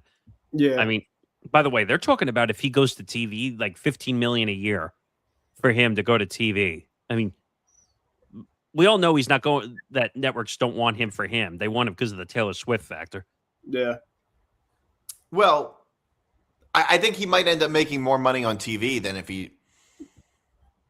But that's why networks want him, because of the whole Taylor Swift connection. That's why they want him. Yeah, but he was always a little bit of a personality, even before. He would likely have gone into broadcasting, even if not for Taylor Swift. I mean, does he really have to? I mean, they have their podcast New Heights, which is making $100 million a year. I mean, with his brother. He could definitely go the Gronk route also. Gronk is obviously still living the life. Honestly, I would say Jason Kelsey's wife has this newfound fame just because of Taylor Swift, because of who his brother-in-law is dating. Well, that and because she says dumb shit that goes viral for no reason. Yeah, that too. I don't think she's that talented by any regard. I think she just says, "All right, let me throw a dart and hit somebody in the head and hope it goes viral." And then if I insult somebody, too bad. That's Nick Wright to me, but that's just me. You know what? I could tolerate Nick Wright, though. At least you probably know me with Nick Wright because he's a Boston hater, so I have a little bit of against with him. But at least with Kelsey's wife, Jason Kelsey's wife, it's a nightmare.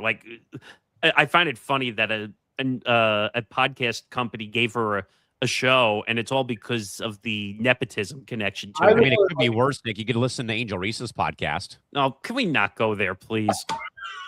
Look, I think she's a better podcaster than he is. I haven't heard it once. Angel Reese is a terrible basketball player, and she's a terrible podcaster. Go ahead, block me. Block me. You're not like the ETB show or sports accounts already been blocked by her account as is. Block me. I dare you. Block me.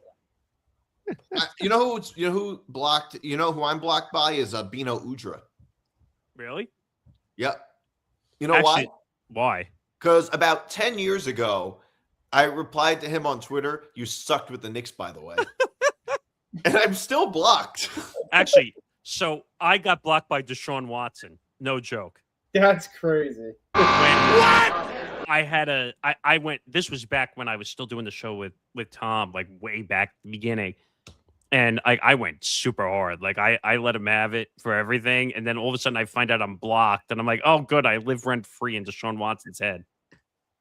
Oh, my God. Well, or better yet.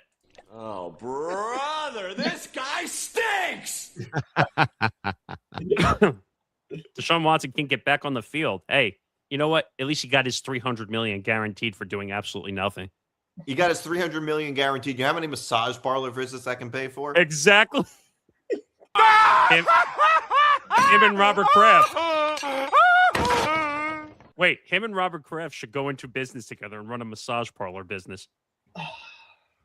Yeah. Amazing Deshaun Watson's not in the Epstein files. You know what? You know what they should call it? Tug and pull. Tug and pull.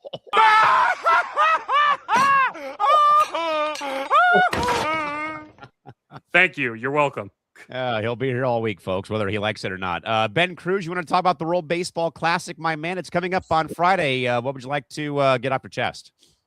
I'm very excited for it. I know there is some baseball fans out there. Ryan, you're the man, but I understand you don't want to hear about to say. The World Baseball Classic is definitely something to worth watch for sure. I get people are very, down sometimes about it because of injuries, obviously before, of course, the actual season, but especially too coming off the Olympics, and they're really coming off an all-time high. Look at the USA team. They have a lot of guys that are playing in this. I mean, Tarek Skubal, though, throwing only 50 pitches, then bouncing. I don't really know about that personally, but that's just kind of me. But they have a really good team this year. I mean, I really, it's just like there's a lot of good players in all different type of teams. You look at a team like Japan, they're kind of like the Canada to U.S. in baseball. Of course, they have Shohei and Akamoto and, my guy Masataka Yoshida. Canada, obviously they have some guys, but it's obviously not their sport. Like it's not in hockey anymore. Freddie Freeman either, by the way. Yeah. But yeah, I mean, just they're all in like just different. It's very I wouldn't say like a four nation. I guess you could say kind of like a four nations in a way for baseball. I guess I don't know. I don't know if it's kind of like that because there's more teams. Not really. It's a good tournament. It's just a really good tournament. It was really good a couple of years ago. Of course, you had Shohei, striking out, Mike Trout. You had two Angels. Speaking of the Angels, like we talked about on the show, being able to go against each other for the final out, and just it's electric. If I had the chance to, I definitely want to go see it. Prices are actually pretty affordable. If you guys actually saw the ticket prices for a lot of these games, like down in Houston, they're going for like low as like $30. So it's I don't know, for that per se, but I thought that was very interesting. But yeah, it should be very exciting. I mean, U.S. has 2 games this weekend. They actually already announced their pitching rotation for the first 4 or 5 games. They have, I think it's Skubal for 55 pitches against Britain. Yeah, they're going to have him against Britain out of all teams. They play Brazil in the first game, and then Britain, Paul Skeens, Nolan McLean. Joe Ryan is now out. He's in that pitcher pool, right? Apparently. He's out now, he has back stiffness. So they brought in one of your guys from the Yankees, Ryan Yarbrough, Nick, to take over for him on the roster. So that was kind of interesting. DiMart, how do you feel about Nolan McLean being on Team USA? I mean, I don't know if you have anything about that. I don't know how much he's even really going to play. Well, he's starting for one of the games. Look, I can't stand the World Baseball Classic. It's just a way for our players to get hurt. So, like I just alluded to, I understand, the point for other people that don't like because of risk of injury. I do get it that way. It's for me. I do like it. My issue is a lot of the countries that are playing in the World Baseball Classic have no business being there. I'm looking at so here's the Great Britain roster. It's almost all American-born players, one Bahamian-born player. I mean, Jazz Chisholm can play for Great Britain because the Bahamas used to be a British colony. And he's the captain, by the way, apparently. I mean, so it's all Bahamian and American players on the British team. It looks like there's 2 actual British players on the team. That's not a British team. That's just an American team. It's like an American B team. It's just Americans who have some connection to Great Britain. Well, that's all it is. It's American. There's only so many spots that you can fit players on. I mean, some of these countries just shouldn't be in the World Baseball Classic. The Italian team, it's all Italian players. It's just mostly Italian players it's American players with Italian last names. There's like 2 or 3 actual Italians on the team. Maybe even a couple Venezuelan players. There's not Italian players on the Italian team. I mean, there's a couple of them, but there's not enough of them to actually fill the team. Well, the manager is Francisco Cervelli. He's not even Italian. So, like, what the hell? Like, this whole thing is stupid. That's not an Italian team when you get like 3 or 4 actual Italian players. Well, is it more the fact is like they just play basically putting guys on the roster, or is it more the fact is like guys just can't, like, they don't have the time right now to play in it? Like, they probably have some. They don't have the players. Not many Italian people play baseball. So these countries, like Great Britain, Italy, I think Israel. I haven't looked at the Czech roster. Republic, Germany, Taiwan. There's some Gators on Team Israel. By the way, Cervelli. By the way, the Cervelli Israeli team. I'm looking at the roster right now. I'm looking at the birthplace of every player. It's just USA. By the way, this is an American team. I just want to hold on. I want to clarify one thing. So Cervelli is an Italian Venezuelan player. I know that. I'm just saying he's Cervelli's an Italian last name. I know that. But the point I'm making is that he's not from Italy. So he's from Venezuela. So Austin Wells, like, this is like one, like, I could understand with you guys. Like, Austin Wells is the Dominican Republic team. Like, how does that make sense? Just because his mom is Dominican. Yeah, because like which goes to a thing with the Olympics. Like, the Dominican Republic doesn't have enough of their own players. Yeah, like, come on. Yeah, no, like, first of all, the DR could be represented by itself. That's what I'm saying. They don't need American players. I guess for like me, I like just the overall, like, spring training is just so, like, it just gets so boring over time. Like, just actually see like players like that. Well, no one watches games. That's the thing. Yeah, I don't know. I do like the overall suspense of it and stuff. Like, I definitely understand like the injuries and some of the other stuff. Like, I can understand that, but I don't know. I like it. It's just, I mean, more importantly, it actually fills up Lone Depot Park for a baseball game. They actually get 35,000 people. They don't get 250 people to watch the Marlins play. They actually get a decent crowd to go watch the World Baseball Classic down in Miami, Florida, finally. And the Padres, your home zone gets it. I've been to the World Baseball Classic every year it's come here in 06 and 17, and it was awesome. I was at the game where Adam Jones robbed Machado of that home run.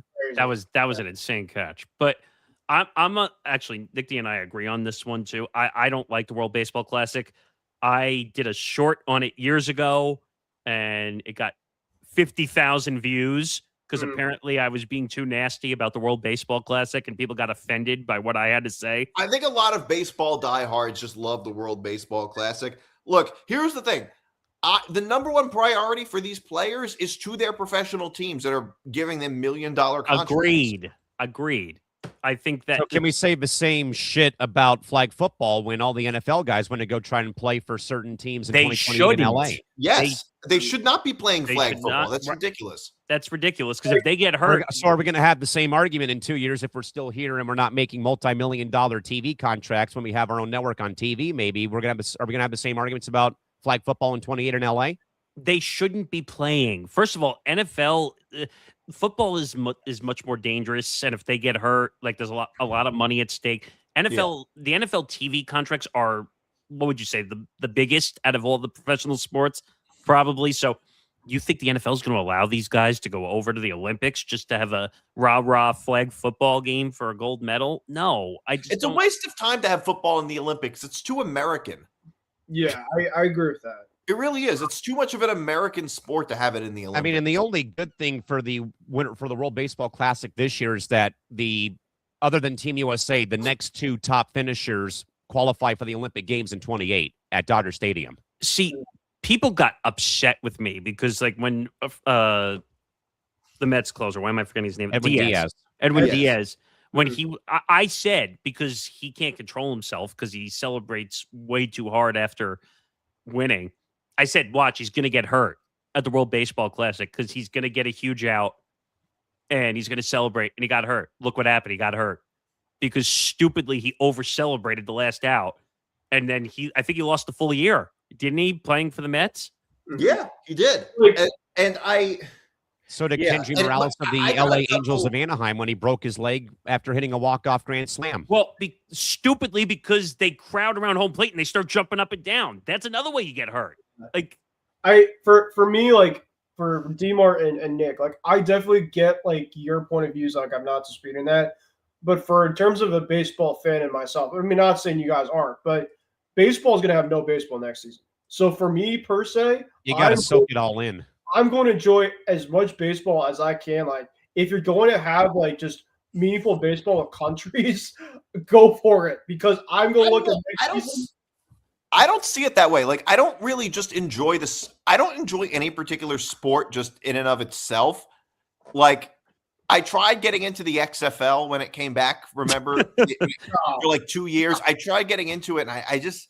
It didn't feel like the real thing. It feels the same way with baseball. If I'm not watching Major League Baseball or at least maybe the Little League World Series, I'm just not into it. Fair. I mean, same thing with basketball. If I'm not watching NBA or college, like it's just I just can't get into it. I get it. I don't know. I just like the baseball classic doesn't do it for me. Like everyone says, "Oh, play for your flag, play for your country," but they're not even playing for their country. Some of these countries. Like some of them are just made up of Americans, and they're playing for a foreign flag. Some of them. I think depending on how the tournament goes, like if you guys might be like you might like say like I mean obviously. Well, we all know that the Czech Republic's going to be 1-2 barbecue, and they're going to be run ruled like 30-0, so we don't have to worry about that. If you get kind of like a lot of the teams that have like a lot of USA players that are like on like these teams like Israel and Great Britain, they're going to be already out anyway. Like, would you guys watch like? Let me ask DiMart and Nick. If USA played Japan in the finals, would you guys even care to watch that? Like, I'd probably sleep through it because it'll probably be on while I'm sleeping. But I would. I mean, sure. I guess I'd watch it if I have nothing better to do. Because, like, I mean, like, it's kind of like for like hockey casuals. Like, if you're gonna watch for the Olympics, USA Canada, there was a lot of people that were like on social media, like that didn't even care about hockey, but they're like, all right, this game is at 8 a.m. Heck, people were up at 8 a.m. to basically, even if they're 5 a.m. Pacific time, casuals. And now, like, I see all these people that are out there like, oh my God, now I love this team. Like, I love this hockey team because of winning the overall thing. You know what, though? I would say I'd watch more of the women's game than I would the men's game because, again, how much of women's hockey are you watching like in the Olympics? That's just my point of view. UWHL ticket sales went up by 50% after the women won gold, by the way, across the 8 I'm not markets. Disagreeing. I know it's a watch sport. I'm just throwing out the number out there, and who knows where the league's going to go after the upcoming season. Well, didn't know, Callan, there was a team, I mean, I don't watch the WHL as much as you do, but like Boston Fleet. I did see there was a team that sold out the other night for Seattle Torrent. Yeah. Highest attended women's hockey game in history of over 17,955 people at Clement Pledge Arena. Like, that's great. Like, that's absolutely awesome. Like, who would have thought about that like 2-3 years ago in an overall league that's pretty much still growing? See, that's awesome. What I look at is like if I'm going to watch the Olympics, I like the Summer Olympics because I can watch basketball. I can watch tennis. I can watch things where I know the athlete names. For the most part. I don't know. I disagree. I like watching the Olympics for like sports I don't normally watch. Like the I don't nuance watch or niche sports that you won't watch. Exactly. Right, like I would rather watch the Summer Olympics for say the diving or something like or the Winter Olympics for curling or all sorts of other obscure sports you see in the Olympics, like sprinting that you don't normally watch. Track and field. Right. Things like that. That's Soccer. I don't care about the basketball that much. Bobsledding. We have basketball from October until June. Like I don't need to watch basketball in the summer. Like I like what Christy said. Like I'll watch the swimming because I like watching the swimming. Candy Ledecky, the GOAT. Yeah, that I'll watch all day, every day. But Like, I don't know. I'm just into basketball, so I like watching. I think those games are more competitive than NBA games at times. Let me ask for both Knicks. Are you guys going to be turning more into, because of course it's a big sports year in terms of just around the WBC more? Would you turn into more, or the World Cup? The World Cup. The World Cup. Definitely the World Cup. I enjoy the World Cup. I do too. I'm not the biggest soccer guy, so I'm a little bit different. But when it comes to like that, like I'll tune into that. There's an audience for it too. I think that's the difference. Like, yeah. As Morgasen would know from my soccer commentary on TikTok. I mean, well, that was on Landon Donovan, if I remember correctly. Correct. That video did like 70,000 views on TikTok. What was it about again? Landon basically calling out members of the team for not playing, but yet Landon did the same damn thing when he played for Team USA by taking a month off to rehab injuries. So hypocrisy, basically. Yes. But I would watch the World Cup over the World Baseball Classic like any day. That's the only time I ever really watched soccer. And my issue is that I don't understand soccer very well, but I enjoy watching the World Cup. I enjoy it. I'm the same way as you, Nick. Like, I don't understand soccer, but I'll watch the World Cup every time. It's one thing I don't get about soccer is that they don't stop the clock, but they add time arbitrarily at the end. Yep. Well, it makes no sense. It has to do with stoppages, depending on. Why can't they just stop the clock like they do in football? It's that injuries. So if there's injuries throughout the match, like they add time for the injuries. Well, I think but what I'm saying is that if you're going to add the time back anyway, why don't you just stop the clock? Then you're not guessing. Because it's never 90 minutes as a straight line. It's always 90 plus 1, 90 plus 2. Right, but like, how do they even calculate that? Isn't it a lot easier if they just the fourth referee has a stopwatch, or all the referees have watches on, and they can calculate it that way. Well, okay, and I think also they just don't want to stop the clock because soccer games take longer. Yeah. But the point I'm making is that wouldn't it make more sense if they just stop the clock rather than adding time at the end? DiMart, hang on, DiMart. MLS tried that 30 years ago, and everybody hated it. Why? They even had the clock count down, and everyone hated it after the first couple of games. I think part of it has to do with because the games are so long that they want to keep the clock moving. But it's not moving if you're adding the time in at the end anyway. Well, they don't always add stoppage time. No, last night they blew the game dead after 90, and they only added 1 minute of added time after the first half. But isn't it a problem when it's a little bit too arbitrary? When the refs make an arbitrary decision, isn't it a little too arbitrary? I think most of it has to do with whether there's injuries. Like if someone's laying out across the... And soccer players are known for faking injuries. I don't know about faking injuries. Oh, I'm not faking, but, embellishing injuries. I was going to say... By the way, Christy, it's only going to be longer this year because we have 48 teams now playing in the World Cup, not 32. Oh, good Lord. Or whatever it was beforehand. But I was just going to say... I enjoy the World Cup very much. I really do. You want to talk about faking injuries? Go to the NBA. Oh, the NBA is up there too with flopping. I'm just saying soccer players are known for it. Can we put flopping, Callan? Can we put a flopping rule into soccer? That's what I want because I wish they would. I honestly, I really wish they would. And it believe it or not, it's actually getting worse in college than it is in the pros. Believe it or not, it's so bad because I'll see a soccer highlight on Sports Center and you just see them go and just fall back, and you're like, "Oh, it's a yellow card. It's a yellow red card." Even plays that they score, you'll even see people in the background, yeah. Oh boy. Yeah. And by the way, we will be having some World Cup coverage during the course of a tournament over the summer. When in fact it does get rolling, I believe June 11th. I think when they get underway. And by the way, my name is in the hopper for the 28 summer games because San Diego is one of the host markets for soccer for the group stages before they go to the Rose Bowl for the finals and the bronze medal game. So that'll be fun. Just go to MetLife again. I think the World Cup final is at MetLife this year. Oh, is it at MetLife? Yeah. Which caused a traffic disaster around MetLife. MetLife and Gillette this year. So it's going to be crazy. And Ben, I think Gillette's going to be hosting World Cup matches too this year, plus the new NWSL team too in Boston. Yep. Yeah, it's going to be big up in Boston and in New York, so it's going to be big. I mean, if you have to know where everything is in America for the World Cup, it's a NFL stadium in a market with Major League Soccer attached to it, though. You can thank me for that later if you actually look it up. All right, guys, we're going to actually get to our Pour One Out segment for the night. We've got 3 honorees. Jawan Taylor's Chiefs career, Arkansas's defensive dignity after getting blown out by Duke, and or Chad Baker-Mazara's eligibility. Nick Morgasen, get us started. Who are you pouring one out for on this Monday going into Tuesday night? Oh, these are all bad. God. I mean, the Jawan Taylor one, again, I told you, I think the Mahomes one is the more important one of those. So I don't know if I would really go with that one.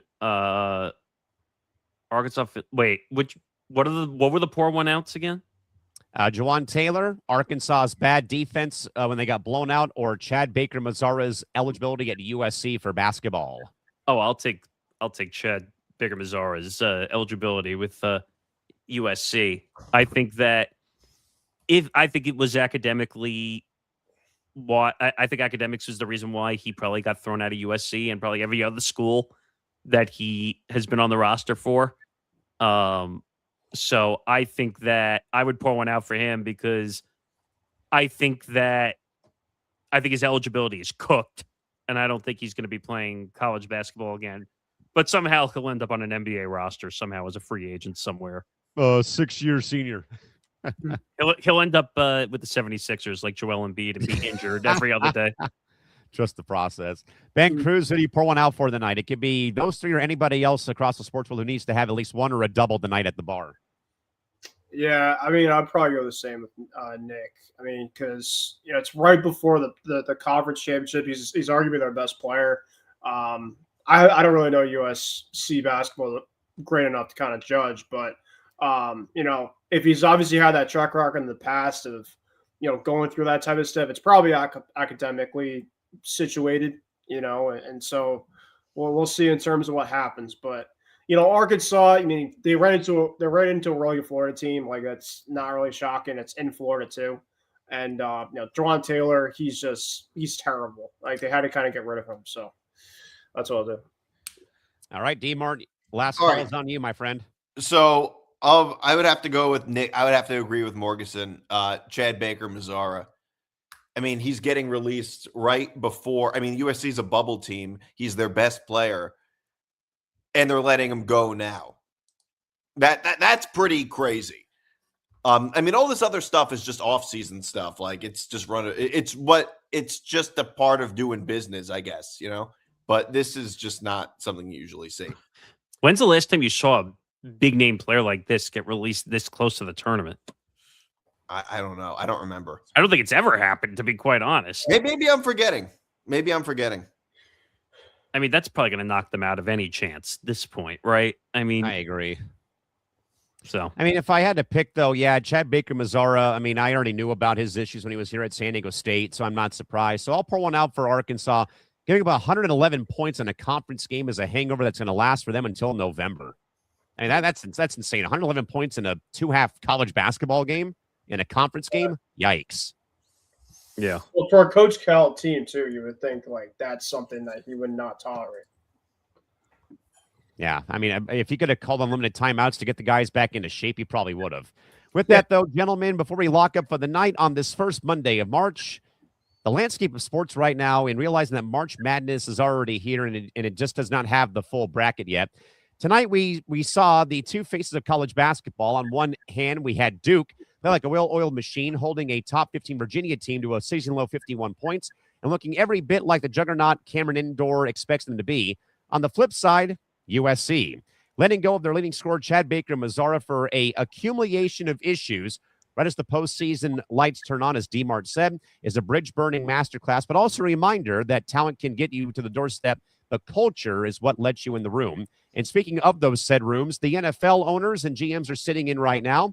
The Lions dealt away a piece of their identity, and David Montgomery shows that in this league, that everything has a very much short shelf life. They're betting the farm on Jamar Gibbs, and while the analytics might love it, the locker room lost a little bit of their grit. We would love to thank Nick Morgasen, Ben Kruse, and our good man, Nick DiMartino, for joining us tonight and getting through the chaos on this Monday. We are back on later this week to see if the Blue Devils can be touched and if the Trojans have anyone left to take the final shot when, in fact, the tournament does roll around sometime very soon. And until this weekend, the lounge is officially closed until this weekend. Nick, when are you going to be back on for the program, my friend? For this program, I'll be back Saturday night at 9 o'clock until I think we'll go till 11, or if whoever, I might have to hop off a little early, but That's fine. But yeah, we should be back at 9 o'clock this Saturday. But also you can catch Moving the Goalposts. That will come out on Thursday, and Unnecessary Wagers is going live at 8 o'clock, by the way, Thursday at 8 o'clock. And Unnecessary Wagers will probably be going live at 7 this Friday. Sweet. By the way, look at the number. 305 people watching right now. You guys definitely knew apparently my birthday because, it's the 3-0. There's a 3-0. You're turning 305? I hope not. What? How is that remotely possible? Unless you Those have people only live in Florida. So. unless you have one of those like new Japanese or Chinese regimens that they say make you stay like to the age of Japanese people live a long time. They're doing something right. Whatever Japanese people do, I try to do. Yeah, exactly.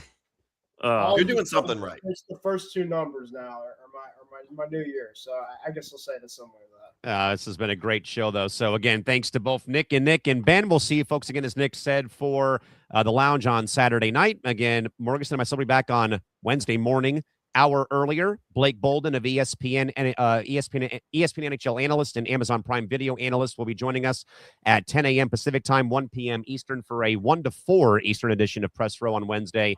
And, of course, you can catch Nick Morgasen and Zan Bando on the new episode of ETB Sports also on Wednesday as well. And me for hitting for the cycle this week. Yeah, don't forget that too. What day are we doing that again? We're targeting for Thursday. Thursday. Okay. So a lot coming up. So all the bases are covered, pun intended. Yeah. We'll see you folks later this week. Have a great night, and we'll see you next time. Bye-bye. See you all guys. right. See you around.